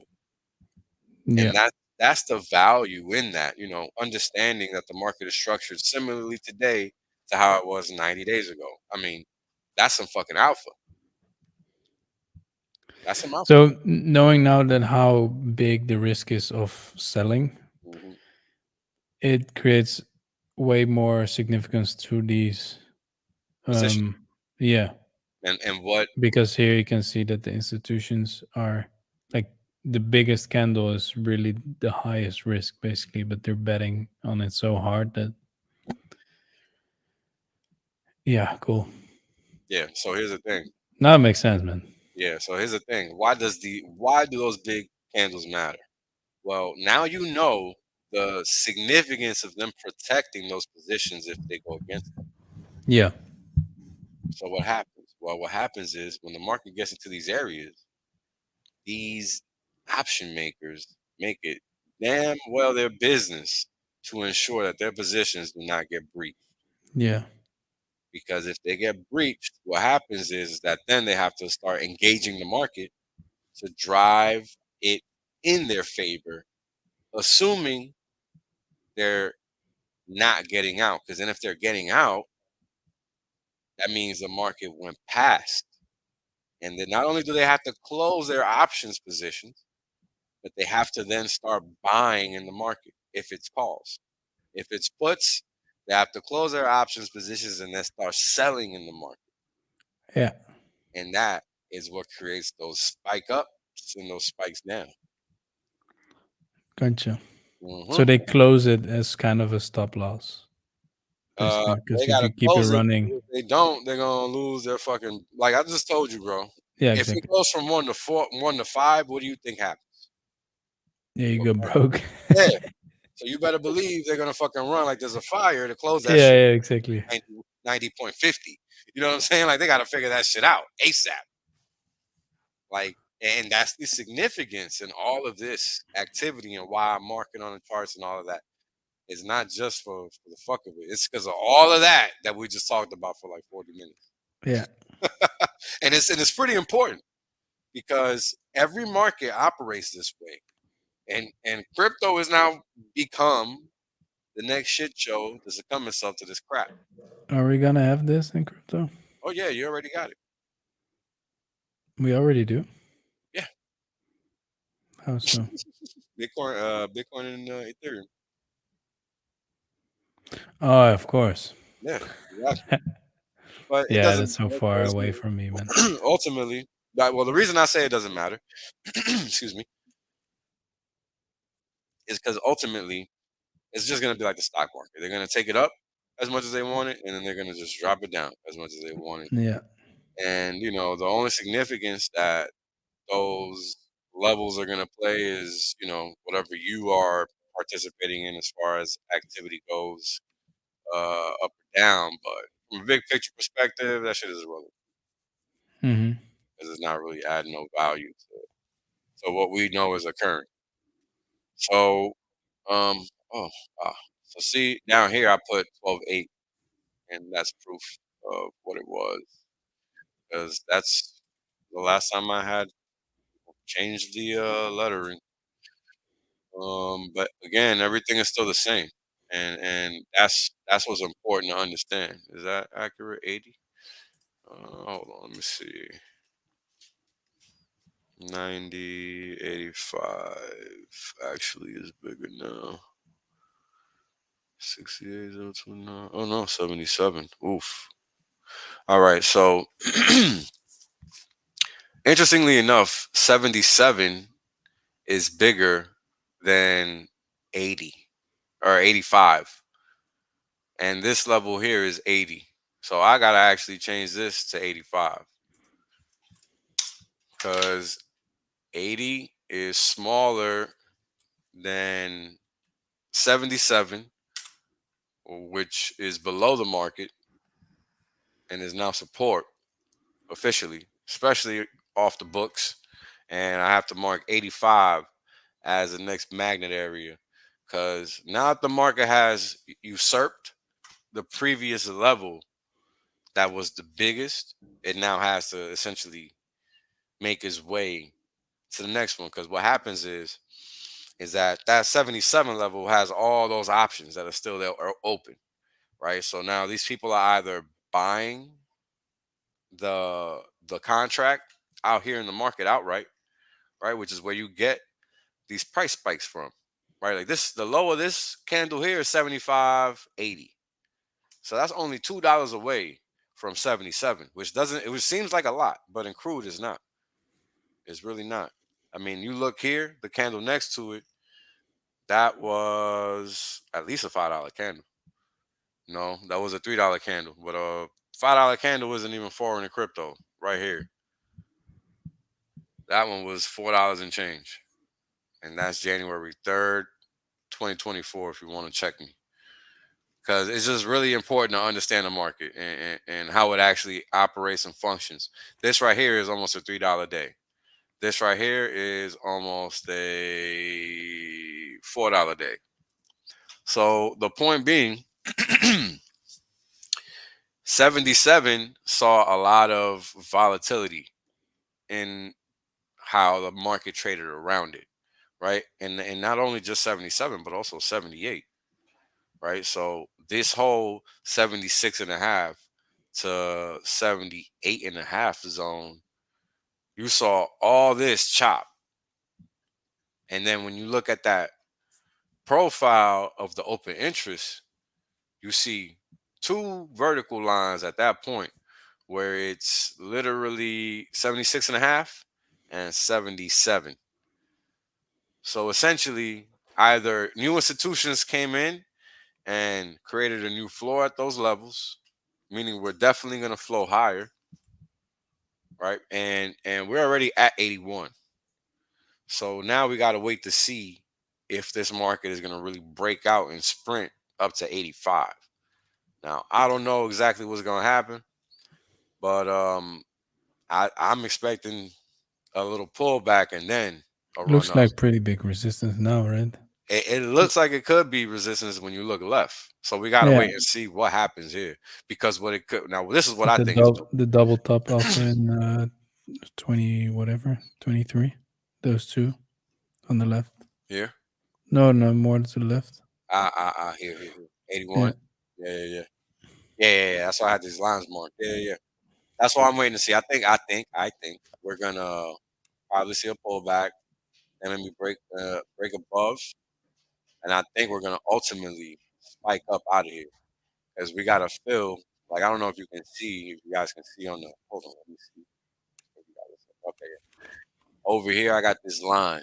I thought Yeah. about it last time, but basically, this would be the selling imbalance that has to get filled to the upside, right? And what that is that all this selling activity, the higher we go up in the market, the more enticed these previous sellers are going to become to be buyers. And this is assuming they haven't covered their position already. Yeah. Because, people get complacent. They think the market's going to go down forever, whatever have you. But then here we go. Once you look at the big picture, the market just didn't follow through at all. Like, It's a higher low as well, huh? yeah, exactly. So, it's just a completely different structure than what it was. So you have to think what other people, or try to think what other people are thinking. This is when it matters. Not when you're looking at somebody's wallet. Like, that shit ain't gonna do nothing. It's just not. Nah, So, too many players. well, that's the whole thing. There's too many things that could be the reason why somebody did something. Yeah. Whereas when you're presuming what somebody's doing or the market is doing based on price action, that's a whole nother thing, right?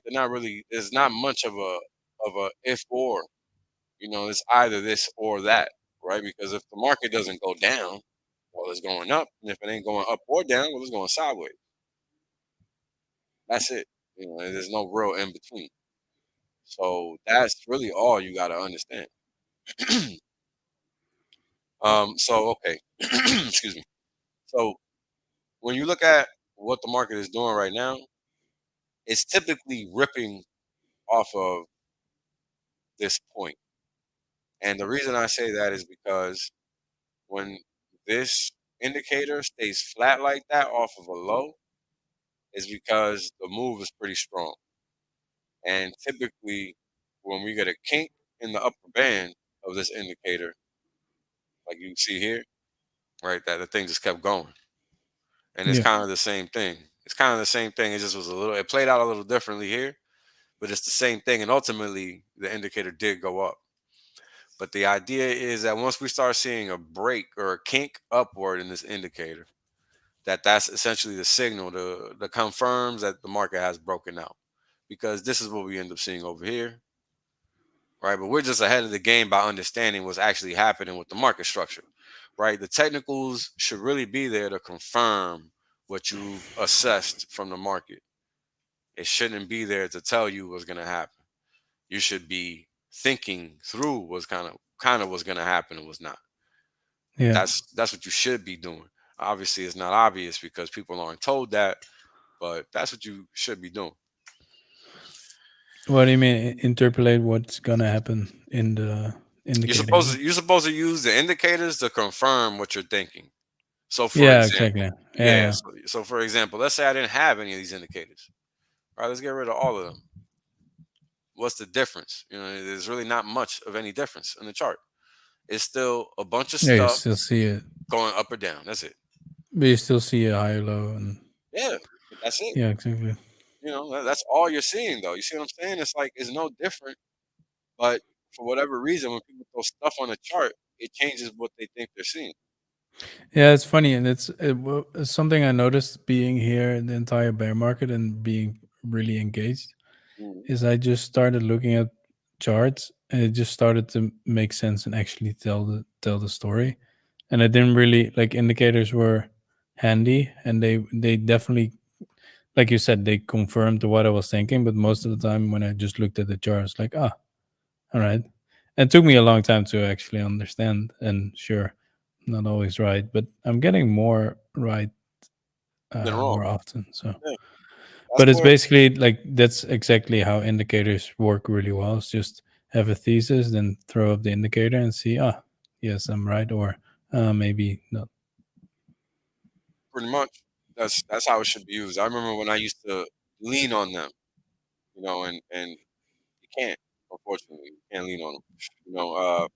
For Yeah, that example, would make shit really easy. yeah, for example, I use this to identify divergences, right? Like it's real easy to see. But if you look at just the chart, right? Like if you're looking at just the chart right here, right? Let me get rid of all this crap. I feel like I can't see. Let's get these spots. All right, I'm not gonna get rid of profiles. I gotta do with that. Now if you look from this perspective, it looks like this market at some point was just gonna go down. It didn't look like Yeah. it was gonna go up, right? Like that's not what it looked like there, right? And what ended up happening? Well, that thing ended up going up, right? But if you didn't have something to give you guidance, which is what technical indicators are for, you wouldn't have known that that was a bad trade if you didn't have anything that was useful to you in advance, right? Because that's what indicators are supposed to be for. Like, damn, it's obvious then that you probably shouldn't short that. Uh-huh. Because for one, the value on this candle is higher than the previous one. Minus 89. If you go back to the previous one, minus 79. Oh, it's lower. But point is, if you go to the previous low, yep, it's higher. And that's how you want to read those indicators. You want to go peak to peak. So because the value is increasing across lower values or similar values, that tells you that the move is getting weaker to that same side. Wait, say it again. It's like floating in gravity, Yeah. right? If you're heavy, Yeah. so heavy to the point that you're going to break through the floor, gravity is going to pull you down, or Yeah. whatever. This is going to pull you down. The electromagnetic force is going to pull you down. But if you're repelling that electromagnetic force, then nothing can pull you down. And that's what you end up seeing. Prices going up because nothing can pull you down. Because you've gone down so much that you're out of force. So basically, the volume just went very low. Yeah, actually, probably did. Yeah. Yeah. Nice. Yeah. I mean, that's the thing about markets. They make sense. How you think they make sense. Yeah. Right? And if you look over here, you see higher volume than normal consistently throughout the sideways period. And then what happens? Well, the market reverses because it had just gone down for so long. It created all this activity right Yeah, here. you see a lot of valleys in that. And look, right here, same deal. Same area. All of the sudden, Not a coincidence. Right? And because it spiked up so much, that indicates interest, reversal then. activity. A lot of activity, more Yeah, activity. so but often then when it gets really high, that kind of indicates some kind of reversal soon then, right? Yep. Some interest in the market that wasn't there, so you have to be aware. Yeah, exactly. That's the best way to put it. But it's the same thing as if something is bleeding constantly and then volume just gets to zero basically. Right. That's That probably means that it's time. yeah. I seen. I was looking at charts yesterday, and there was something I was looking at that when the top was there, it was like so obvious. I'm trying to remember what the hell it was. But let's keep looking through these charts and see what the hell is going Sure. on. So we will find it. So this is crude right now. CL8, I think. CLM. Well, not CLM, but probably J. Yeah, April. So this is crude right now. This is the actual contract that's being traded actively. It's broken out, in my opinion, is bullish. And that's what we were seeing before when we were looking at the entire contract. Now, like Markable pointed out a minute ago, you got to be cognizant of what's going on to the left, right? So you kind of want to see the market actually break up and above and then treat this like support before actually engaging long. That's what you actually want to see. But then if you go back to the chart, the composite, and we call these composites because they're splicing together all the active charts that have ever existed. So if I go out to 34 days, this is going back to 1984. But these contracts change like every month. So clearly it's not really 13, it's not really what you're seeing in the active contract. It's just the splicing of all the active ones, not the actual active. That's what you see with this gap right here. And that's typically also represents an opportunity. And we saw that in the dollar. We'll get to that. But anyways, I think the market's going to spike up. And like I told you guys why I left this line and this one, because they were representative relative to the activity we saw on the options open interest. And I suspect the market's going to either keep chopping up around here until it breaks up and over to then take us back to the highs. And I'll keep monitoring the options to see what the potential wall is going to be moving forward. So the futures of oil, does this directly impact inflation as well? As in, like futures as well. It's not just yeah. If yeah. let me show. Where's the comparison? Yeah, I'm going to see here we go. See, it's always in my face. Let's go with TNX.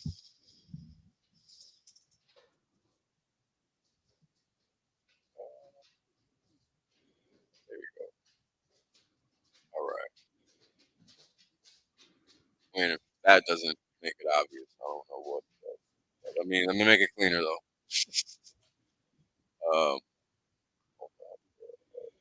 Pension right scale. Bam.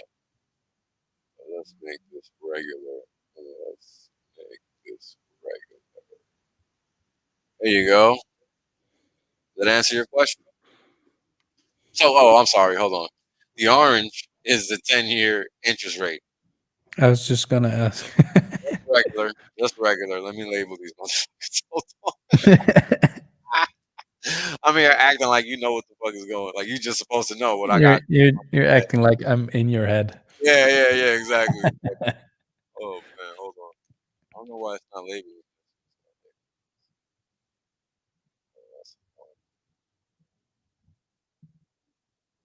10x is 10-year U.S. interest rate. So that's what you're looking at right there, and there's the answer to your question. Yes, it does drive inflation. So it's actually pretty fucked up that it's gonna go up. Yep. Yeah. You know, it's funny. I was actually looking for rates to roll over because Yeah. the interesting thing is, and this is the reason why I want to stream it. Interesting thing is that the Fed is in a very interesting spot. You have inflation getting ready to run amok, and Yeah. for those of you that don't know, you want to be long commodities when inflation is running amok. Say that again. You fell away. You want to be long commodities when inflation is running amok. You already own a farm, bro. You're good. Moving on. That's what I mean by commodities, food, stuff like that. So if you're talking from a market perspective, eventually being long corn, wheat, and stuff that, well, I don't know about corn and wheat, but the stuff that there isn't a glut in. Because corn and wheat are really not the best examples. But everything else, like sugar, oranges, OJ. yeah, that's a well-known one. Copper, palladium, platinum. I mean, I've talked about some of these markets before. I mean, they're just crude, gasoline. I mean, you guys see it, right? You guys see it. I mean, it's just how things change over time. And what's interesting is, you know, the market dynamics, they change. There's a point in time where crude didn't matter to interest rates. But then there goes points in time where it does matter, right? And it's important to know when that is because it's not always the case. And that's the thing about markets. You know, people cannot get complacent. You have to always be on your P's and Q's. That's why I try to not lean on one. I try not to lean on perspectives that are not rock solid as they can be. For example, for the longest time, people leaned on the fact that stocks and bonds traded inversely. And while that's usually true, it's not always the case. And when I realized that, I started looking into it because you don't always see it in the market. And then one day I saw it. And once I saw it, it made me think, well, if it could happen with people putting actual money into the market, I need to find out if this has ever happened before. Because at that point, I didn't really know. And then I ended up discovering that the phenomena that we're used to, where stocks and bonds move opposite of each other, is really relatively new. And by relatively new, I mean like 30 to 40 years old. It's not how history always works. And the reality is, once you understand the math behind money, money with no interest attached to it is a detractor for growth. Why? Because there's no incentive tied to performance. Why would anybody borrow anything when there's no ROI attached to that thing that they're borrowing? Yeah. Now, where does that ROI come from? And that's the backwards, and that's the thing that's hard about markets, right? While it's forward looking, it's also backward looking because that yield that you're gonna pay on that money you're gonna borrow has to come from somewhere. And the funny thing about it is that the person that's lending you this money has to have a realistic expectation of getting that money back, Yeah. right? You would think so. So they shouldn't charge you fucking 50% when there's no way in hell you're gonna make 50%, right? That would make no sense. So they have to charge you a reasonable level of interest. They have to, right? Because otherwise, why the hell are they just giving you money for free? It just doesn't make sense. Not to me. I'm of the I mean, if we're not charging interest, then we don't need money. That's basically what I'm a mind of. Like that's just my point of view.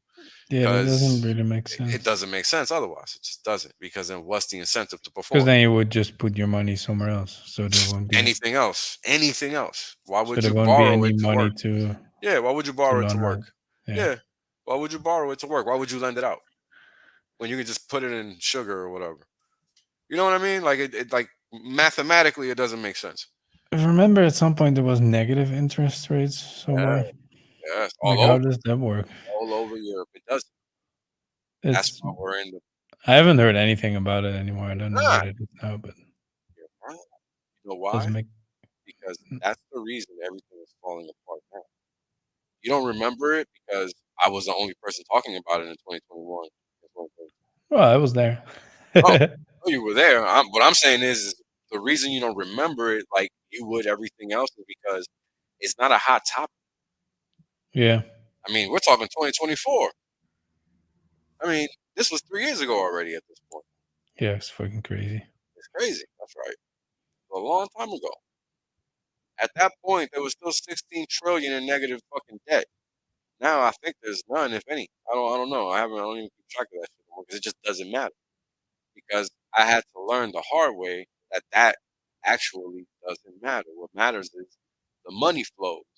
Where is the money going? Where is it? Where is it gonna go? And that's why I look at that derivatives position. That's one of the ways to see.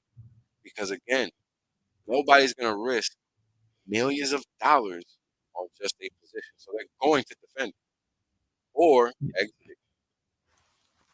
Simple. That's Yeah, you're basically closest to the money then. that's right. Like the actual thing that's gonna change your profit. Over the market.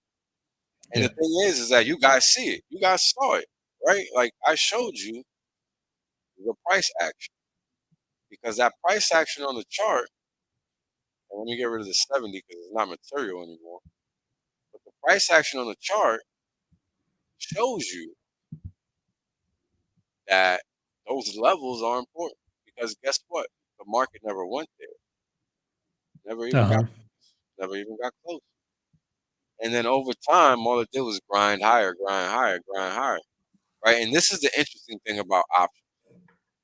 There's a point in time where you can get long contracts that are far out the money, meaning that they're not like let's say the market is trading at 68. The market is trading at 68. In order to get a contract that's in the money, the market has to be trading 68, or the contract has to be 68 or higher. So then that contract is in the money.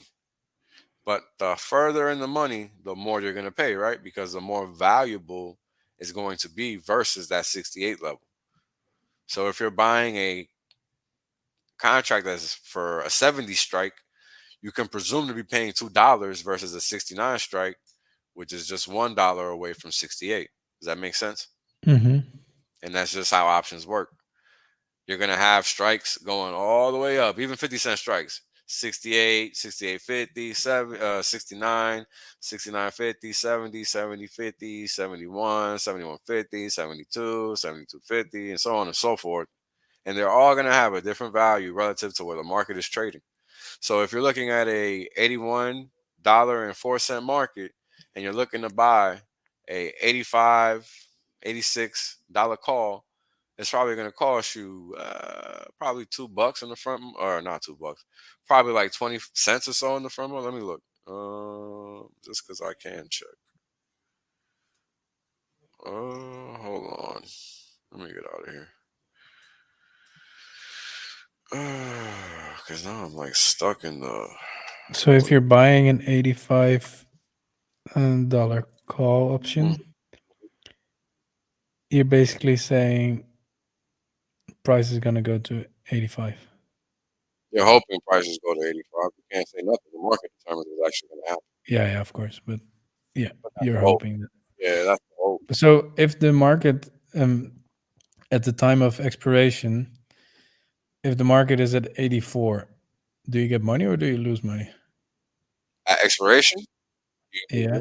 lose money. You got to get out before if you see You have to get, so you have to get out of your call option then. Right. That's right. But you earn money if it's at 84 then. Correct. If the call option is for 84 and the market is at 84 by expiration, you'll make some money, but you got to get Yeah. out before actual expiration. If not, you probably won't make that money. But if it's at 85, it closes automatically. What do you mean? Well, if you bought a call option at 85, if the price actually goes there, Yeah, you gotta. So the way it works, you mean if you like hold it to expiration, right? You gotta. Okay, so here's the deal, and this is important if you're gonna get into futures to learn. So actually, I think you know what? Let me confirm. But some. So here's the thing. So when you're trading commodities, right? When you're trading the actual commodity, like the futures contract, you gotta be sure to get out because you will get delivery of the actual physical product.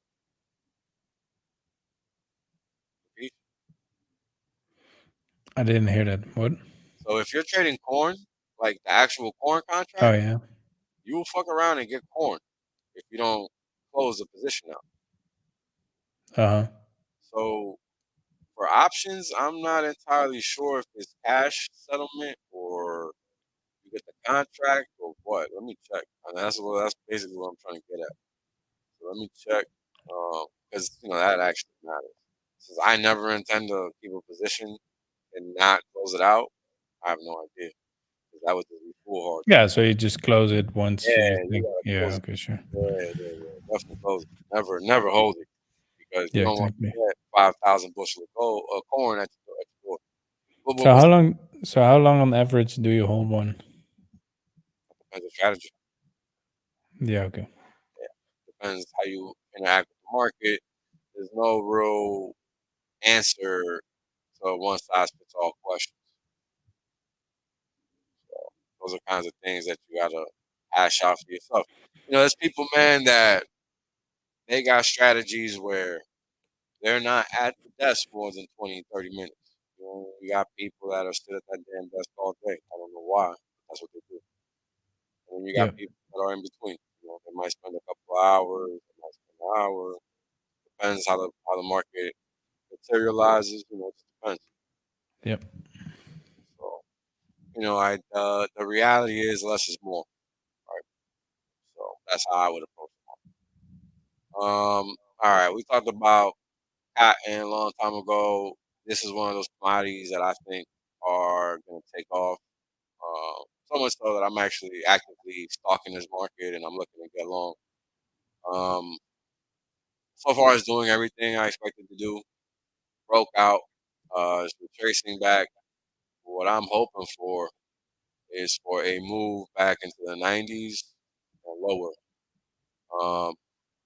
So far, this area is proving to be tough to get through to the downside, but we hope that the profile does what it's supposed to do. And oh no, let me get rid of this shit. Oops. Oh boy, well, I don't even know what the hell is that? There we go. All right, hold on.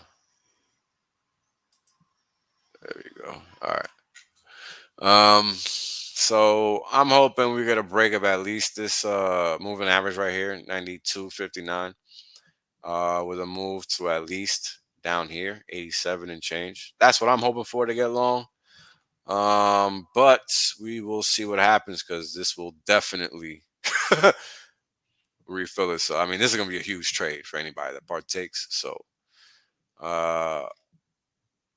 cotton, it's one of them things that moves, man.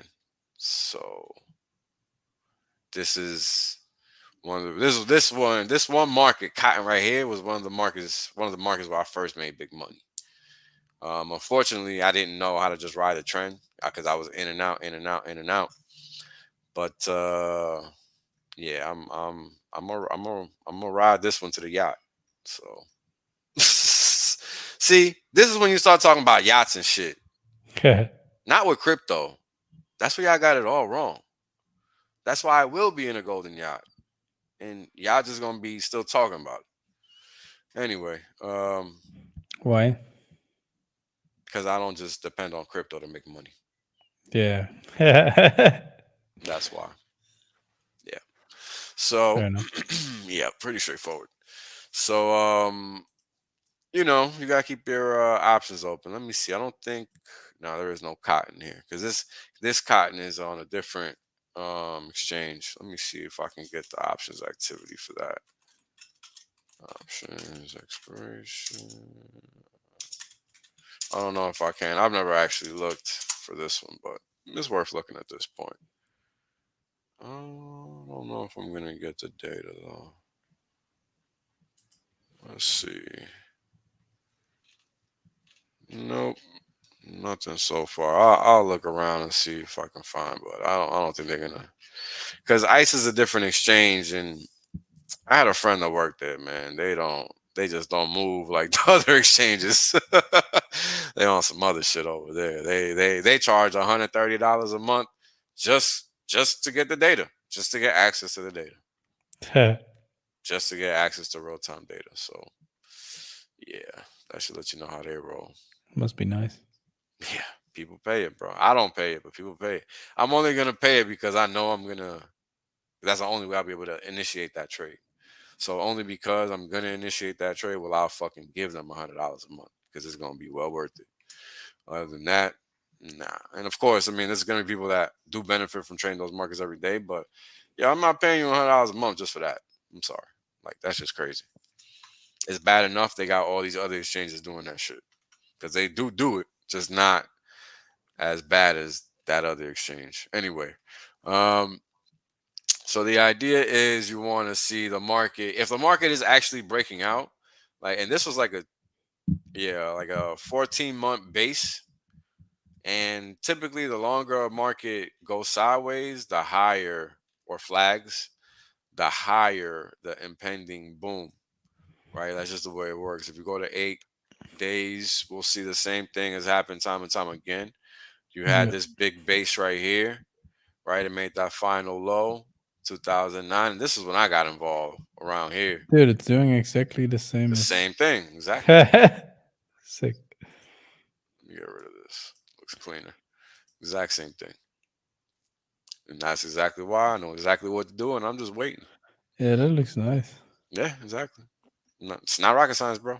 It's really not rocket science. Probably gonna make a low as a final dip and then Yeah, I'm expecting a move to here at least, this 87 line.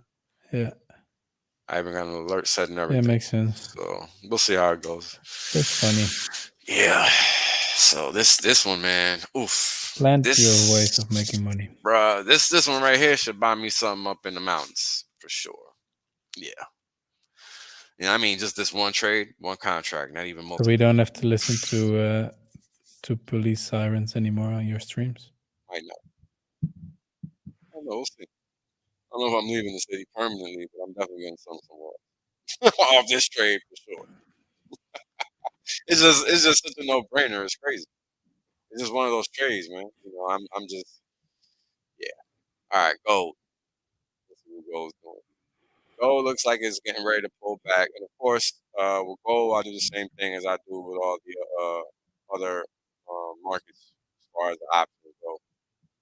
And just like with crude and everything else, you can make money trading options, futures on gold and stuff. And if you guys got questions with all this stuff, I know I'm going 100 miles an hour. Just bear with me. Oh shit! All right, I guess we're gonna see 2300 before it's all said and done. So the reason I say that is because we got a big wall up there at 2300. I mean, it's 10,000 contracts, which isn't a lot in what you would think of it being a lot, but hold on, let me make sure I got the right vantage point. It's all relative, right? It is all relative, yeah. It definitely is all relative. I just want to make sure I got the right I didn't have the right vantage point. Never mind. Nope, I did. Ouch. It's just that it's 63,000, 64,000 contracts, not 10. So you got 60,000 contracts at 2,300 on the call side versus 40K and 30K as the other highest peaks. Call and put. So we're definitely going to see 2,300 before this is all out, all over.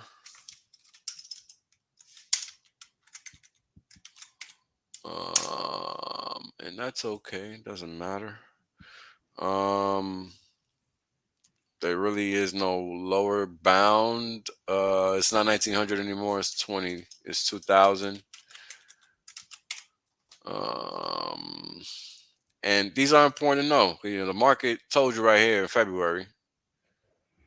They laid it out. You know, it told you.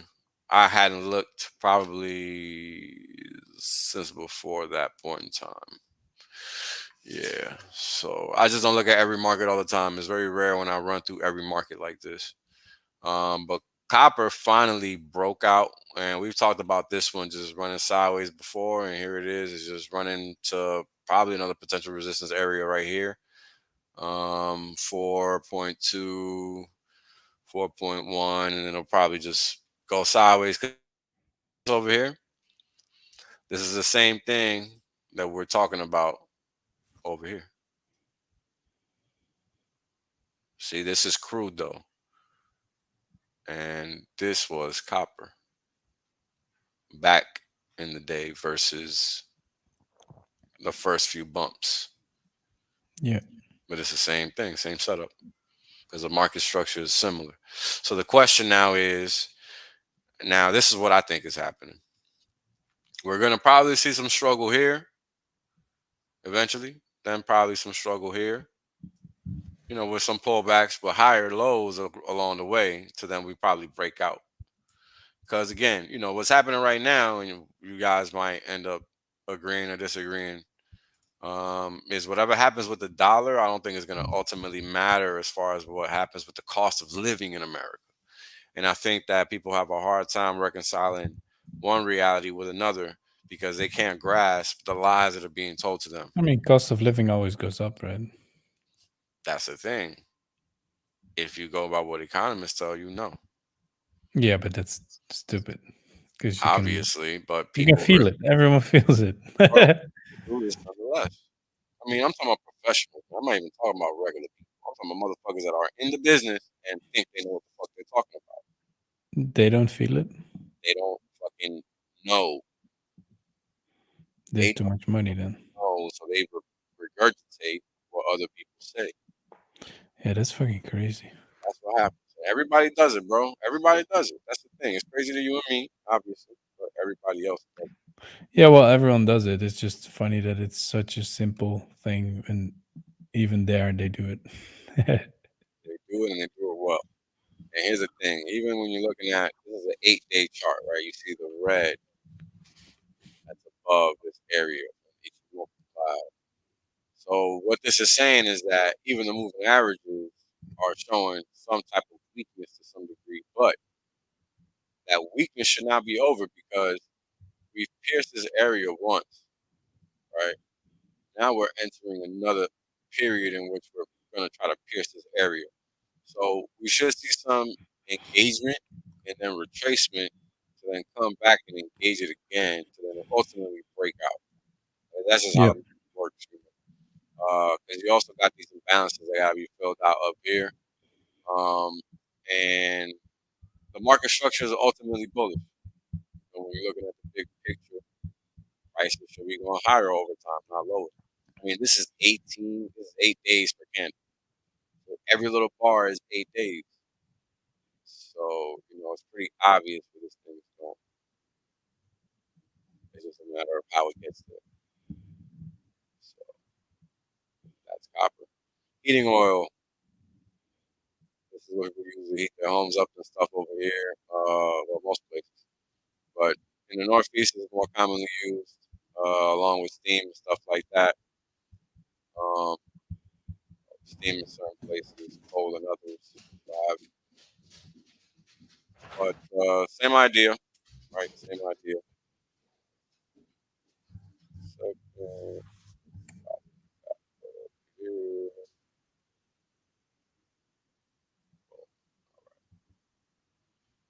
Um. So again, just like all the commodities, upward trending. Gasoline, same deal. Silver, same deal. The only one that's standing alone is nat gas. And the funny thing it was looking bullish for a little bit for like 20 minutes. Then it just sold the hell out of it, and this is the end result. So Why it do you don't think look. that is? I don't know, man. To be honest, I don't know enough fundamentally about nat gas to be able to speak What intelligently to exactly is nat gas? natural gas. Everybody uses it. As in, Everybody in the world uses it. so why is this going down and while everything's going up even? I don't know. Because you would think it goes the same Oh, I way think it as has to do with cooking. Ukraine. I think it has to do with Ukraine and the shit that them Oh, homeboys got going on because all of that is tied to nat gas yeah, and what they're okay. trying to do with Gaza. Do you know what they're trying to do with Gaza with the nat gas? No. So all of this started back in 2013, 14 when they initially took over Ukraine, and they is CIA, and they did all that. What do they call it back then? I'm not gonna remember. But they made it seem like it was a fight for freedom or whatever. But it wasn't nothing like that. It was just CIA doing what they do, destabilizing elected governments and shit. And the idea is that they wanted to turn that into the next Kazakhstan or Turkmenistan or one of them stands that's out there that you see Uh-huh. that it's shaped up. It's nice. It's real clean and it's like nobody lives there. You know what type of countries I'm talking about? Yeah, yeah. Yeah, well, that's what they're trying to do with Ukraine. That's why they're trying to get all them people killed. Literally, what they're trying to do with Ukraine, empty it out, believe it or not. So why? Strange. It's not strange. It's exactly what these people do. If you look at history and you look at their activities, this is what they do. This is what they've always done. This is not the first time that this happens. This is common, in fact. That's what they try to do in Germany. This is what they do. This is literally what they do. What you don't know about Germany is who it actually happened to. Because they tell you Jews, but it wasn't them. Or shall I say it wasn't just them. And it definitely wasn't 6 million people. So it's all that stuff that has built up into the lies that we see present day. Uh-huh. Right? So you got Ukraine. Matter of fact,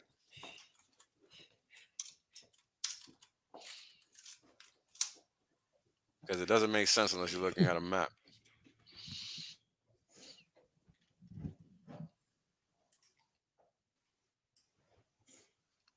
All right. Black Sea, Ukraine. Okay. Turkey, Lebanon, Israel. So Russia is the biggest supplier of gas to where? Europe. That's right. Who hates Germany Russia? mostly. Huh? No, not just Germany, but No, whatever. I Anyway, know, but yeah. pointless. Not just anyways, who hates Russia? Europe. America. And that's right. And Wow. I don't know. where'd they go? Here they go. Israel? That's right. That's right. Now, what countries have been taken over by the US? Iraq, Kuwait, Saudi Arabia, UAE, Oman, this is Qatar, Uh-huh. Turkmenistan, Afghanistan. Well, they actually lost Afghanistan. They don't have They have good relationships with Pakistan, but they don't outright control it like they think they do. They only control certain parts. Yeah. Turkmenistan, Uzbekistan, Kazakhstan. They That's control why all they this. hate Iran so much because they can't get it. They don't control it. That's right. Yeah. Azerbaijan is new. Georgia's relatively new. They're from 2008. Yeah. Armenia is relatively new in terms of coalition. Syria, everybody knows Syria has been a problem for the U.S. That's why the U.S. has been in there since 2011. Yeah, yeah. Lebanon, we all know what's happened in Lebanon. Has been destroyed. 2022 through 2023, that Yeah. country was destroyed. Economically, right? Economically, right. Yeah. Turkey, what's The happening with lira Turkey? also died, right? What's happening with Basically. Turkey? Let's look it up. I can remember you showed the charts against the dollar. It was completely fucked.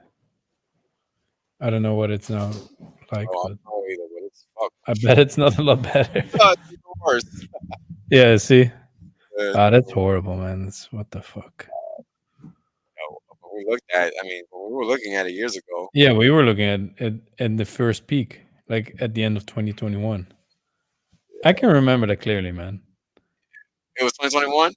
Yeah, look at that peak at the end of 2021. This is when we were We looking at looked it. at it in that peak, yeah.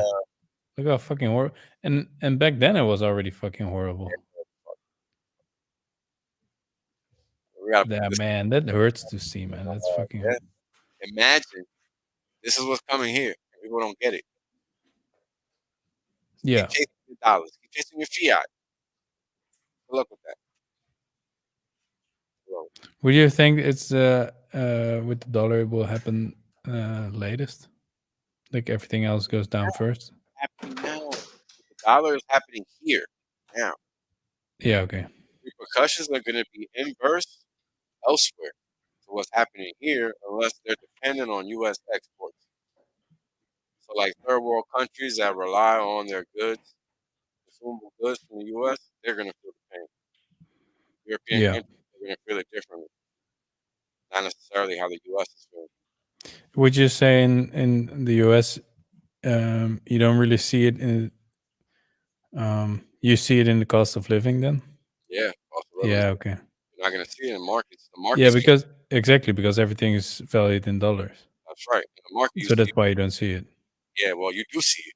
You just don't know it. I mean, you see it in the CPI, right? Oh, you see it in the cost of everything going higher, including stocks and Isn't everything that else. the CPI, the consumer price index? CPI, we'll go into the CPI. The CPI is a specific measurement of inflation from a basket of goods and services. The thing is, But they keep on changing the basket, right? that's right. Yeah, that's a fucking okay. So that's basically that number is lying. It's worse. Yeah. Now, imagine the end of 2020, your money is worth 7 versus $1. Dude, we've been screaming for a long time. Well, that's the thing. It's been changing that whole time.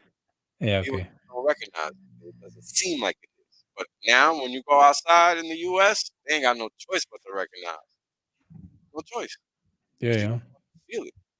January, 100x or 1x higher, 13 and 3/4, almost 14 from 7 a year prior. Yep. And from then it's only up and to the right. Only up to the right, it's just like a t-shirt. So what happened in the middle of 2023? Why it spiked up? Do you know? Who knows? Who cares? Yeah. Doesn't matter. The point is, you know how It that's it didn't even dip. It just keeps going. going. And that's what's going to happen here. That's what happens when economies spiral out of control. Everything just keeps going. So what do you say when that happens? That chart what you're looking at would be, let's say, just because it's the biggest Bitcoin versus the dollar.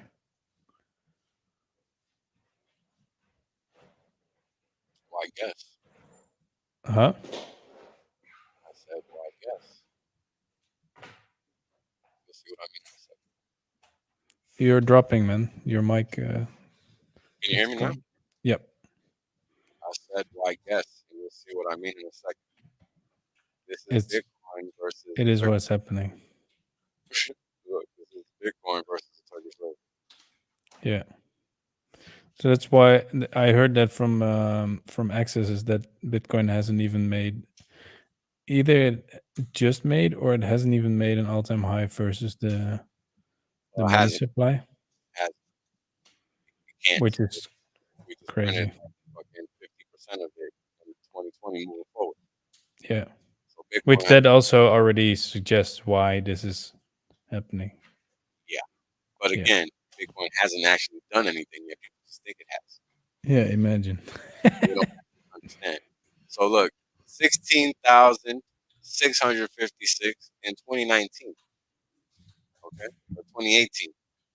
Yeah. Where is it at now versus the Turkish lira?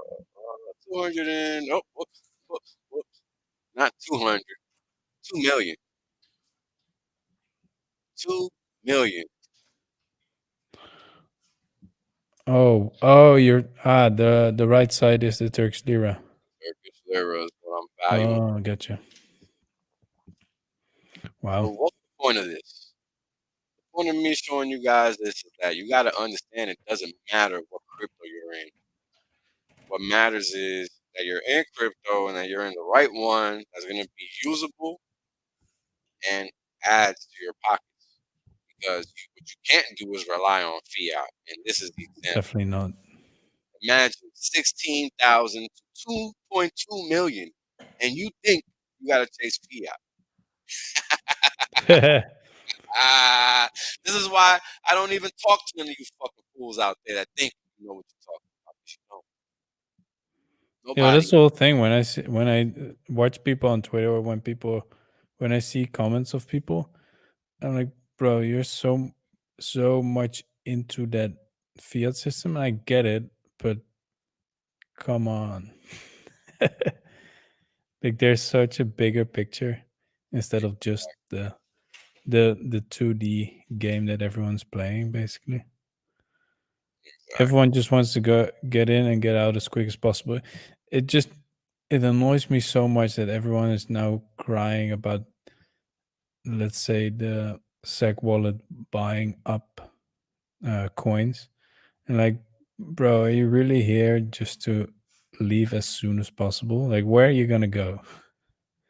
I mean, those are It's people that don't understand what they're doing in the first place. yeah, but there's so many of them. Like, how I just don't understand their like the time that you're spending here. You might as well do some research, and then you'll find that there's probably not really a better place to be. Well, the interesting thing is that everybody is willing to put money in a 401k for 50 years, but they won't stake X for 15. How insane is that? Yeah. Hilarious.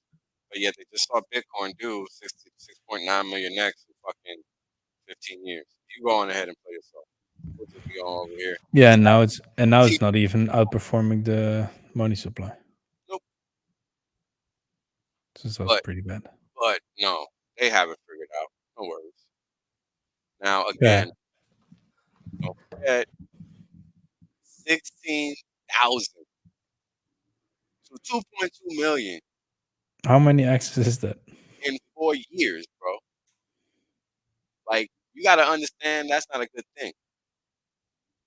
Like, that means your economy is fucked and you're safe. Yeah, at least you're in there. Yeah. That's all that is. How much is that? 130x. Wow. So I still all beat them. Motherfuckers in the still bar.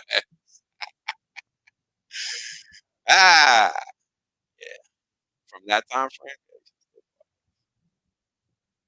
the X still up like thousands of X. Anyway, yeah, this is monetary mayhem, and people don't really understand what that entails.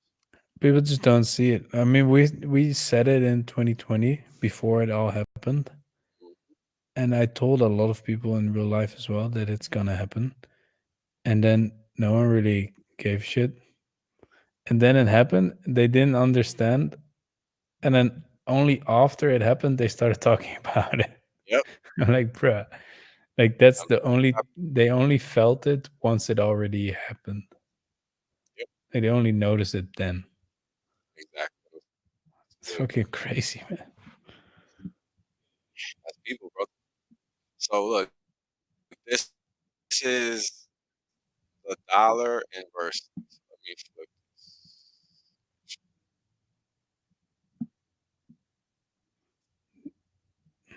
So this is a clean way to look at the dollar without the contract switch. Because look at the dollar. We got this weird thing right here. I don't know if you can even see it. This is the dollar. Yeah. See that weird thing? Yeah. You don't Yeah. see it when invert euro. See, you explain it. Because this candle is like down here. It just looks weird. This is the dollar though. This is just like the dollar. Because the Okay. euro moves inversely to the dollar. Even though you're seeing like euro, it's really just a dollar. So I was of the mind frame that the dollar was going to continue this trend down. However, once we got to this area, I understood that the market had this bullish zone here that it had to get through in order to actually continue the downside, and it didn't. And that's all right because we don't get married to markets here. We get married to what the market is doing. And what that means is now that we understand that the dollar is probably going to continue marching on higher, it gives us room to understand what we have to do. Give me a second. Where is this thing? I always lose this. Probably. Yep, still lost. Here we go.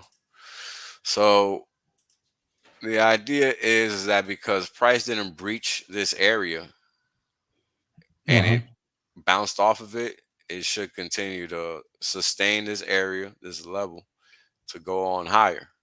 And if it does do that, right, it's going to be in line with what we saw from crude earlier with respect to it being structured to the upside and how it looks like it's going to drag inflation higher.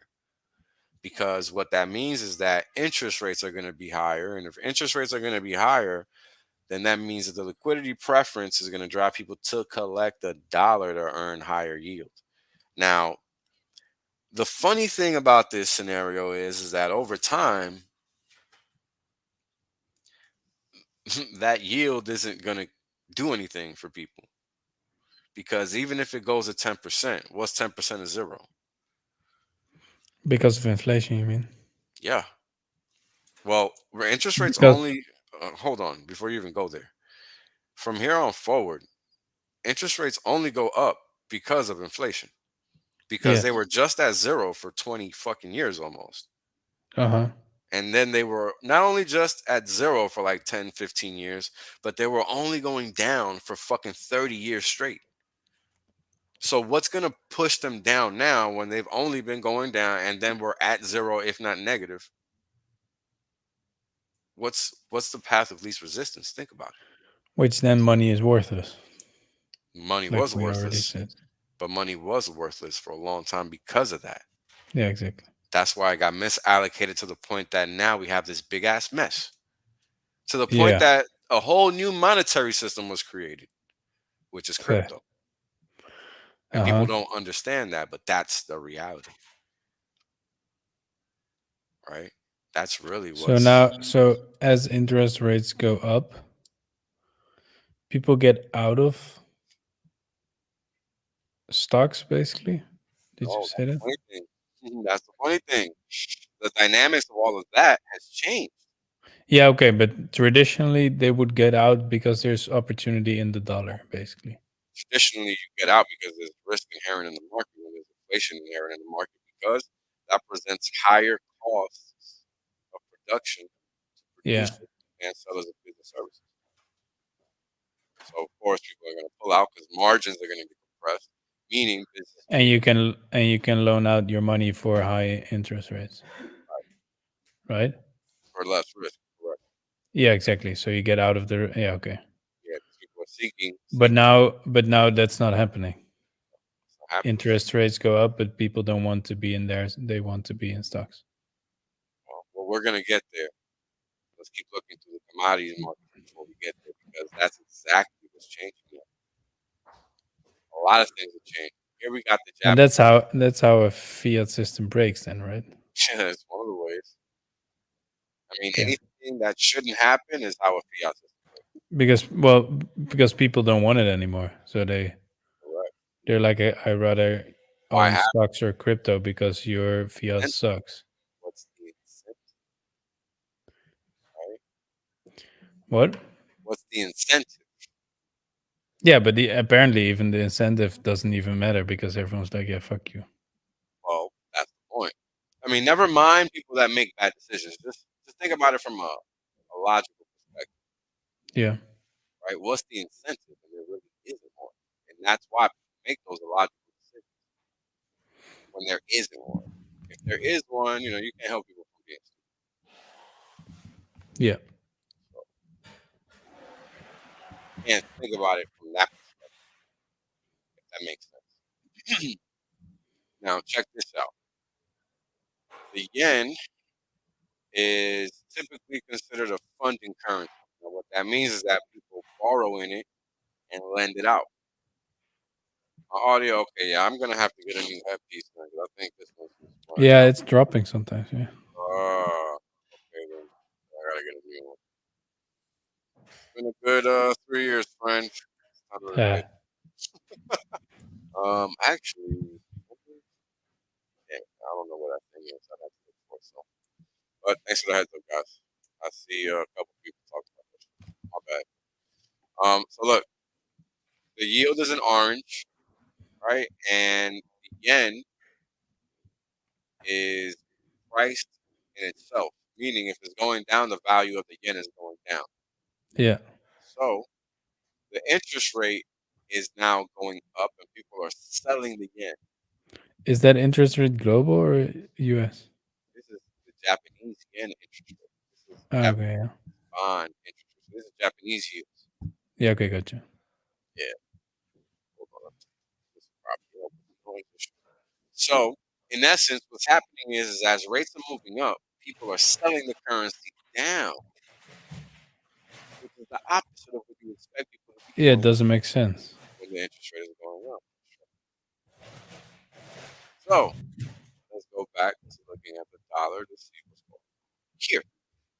Because this is how you sniff out what's true and what's not, right? People can have opinions, and that's cool, but we don't really give a fuck about that. Yeah, we look at data. Yeah, we give a fuck about making money. We're grown-ups here.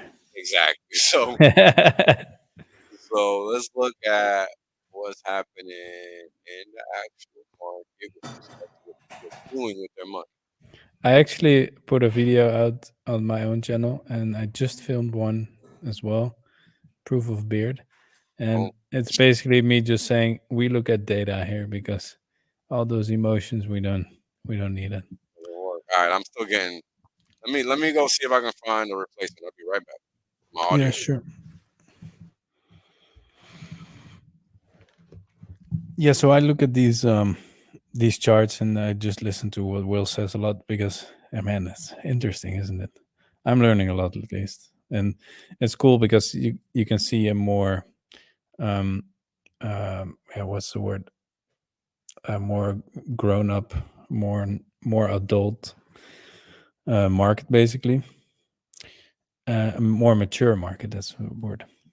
And it's just interesting because you can see the patterns deeper, and it's just more refined. So you can basically deduct that back to what's going to happen with crypto or how you can read a market. And I find it really interesting because when you look at this and you hear at all the things that Will's is talking about and all the different details and the options that you can take and the things that are happening, it's like once you understand those things, crypto really becomes kind of easy, doesn't it? Because you just have two choices, and most of the time, there's so many emotions and there's so many plebs and people that have no idea whatsoever what they're doing, and there's so much dumb money. Basically, you really start to understand like how to leverage a market, basically.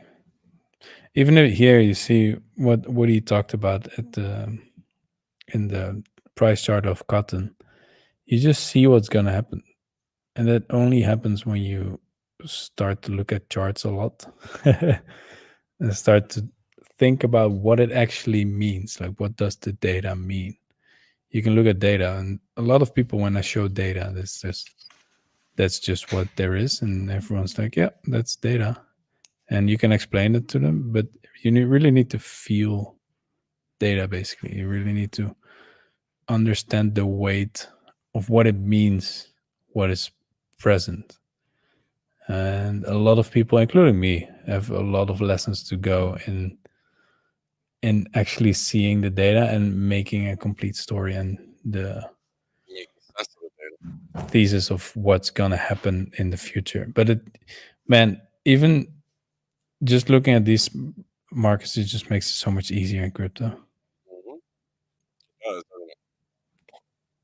Because things have to make sense over here. Otherwise, why are people doing it? Like, you can't just have a random address pumping a coin just because they want other people to buy it. That's only going to last for so long. Can you hear me? Yeah, you're still the same though. Because I couldn't find no replacement. How does that sound? Yeah, it's better. Maybe keep it closer. I don't know. Yeah. But I also have to go in about 10 minutes, so I don't know. No worries. The cable's messed up, but no worries. Yeah, so this is just kind of the thing I wanted to show people, just the rates drive the market.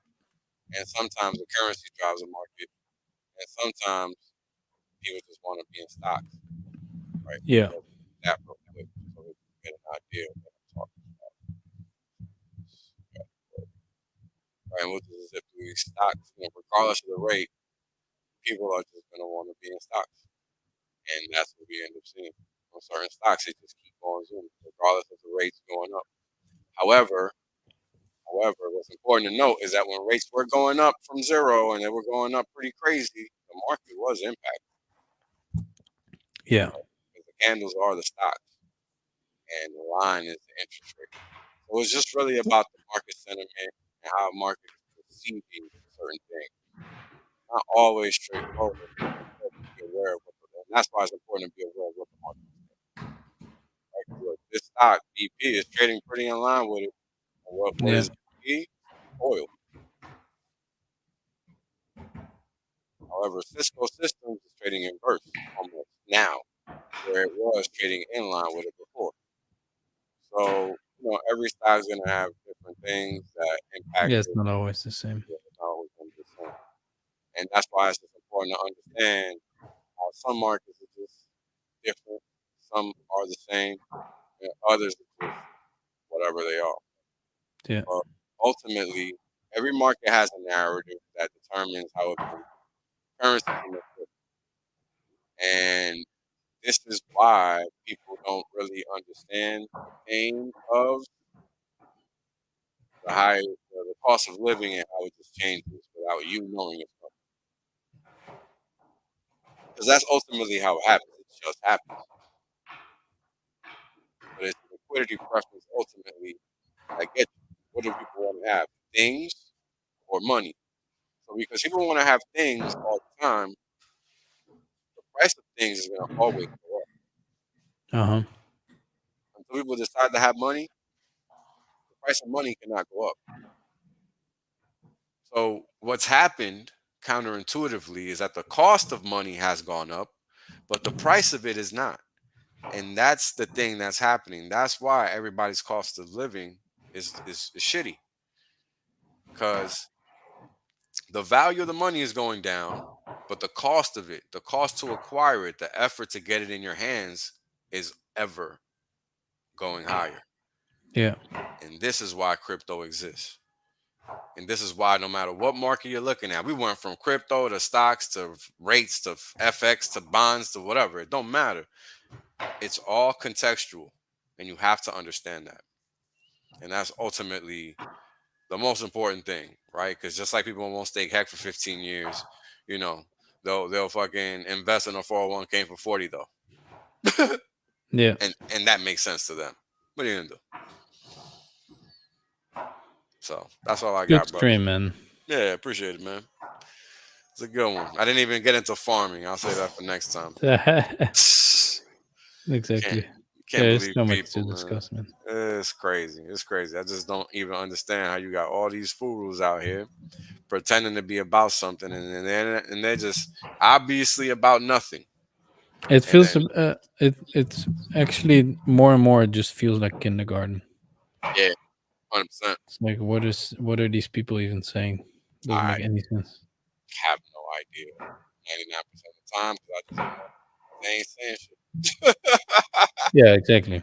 They're just filling time for Yep. people. They're just fucking bored. They're great. Yeah, brother. Appreciate you chilling, man. Coming through the stream, talking some shit. I hope everybody enjoyed the stream. Let me see if I can answer some of these questions. Appreciate you guys watching. I was just going 100 miles an hour. When we chat. Man, yeah, it's too far back. I'm gonna have to do like Q&A streams. Yeah, I'm gonna start doing Q&A streams because I never answer questions. I think plenty of people have questions. Yeah, so I'm gonna start doing it. But yeah, you guys have a good rest of your Sunday. Appreciate you guys for tuning in for 3 whole hours. I didn't anticipate to do that. It's only 120. So shout out to y'all for sticking it through if you're still here. And all right, we're gonna wrap it up. Got any last words, Martin? No, not really. Cool. Go check out my YouTube channel because it's more fun with more people. That is very true. More the merrier. Cool. Yeah, that's it. All right, man. Thank you guys again for tuning in. You guys have a good rest of your weekend. We're gonna throw out that outro. Right? The reality is that I want to be rich as fuck. There's only one way to be rich as fuck. That's by sitting on your ass the longest. Yep. That's it. Yep. That's the secret. The God well told you. Richard done told you. I done told you. Kareem done told you. Maddie done told you. Everybody done told you. Everybody done told you. Shit, motherfuckers still acting like they don't know. Appreciate that. Yeah. I appreciate that. 100% safe.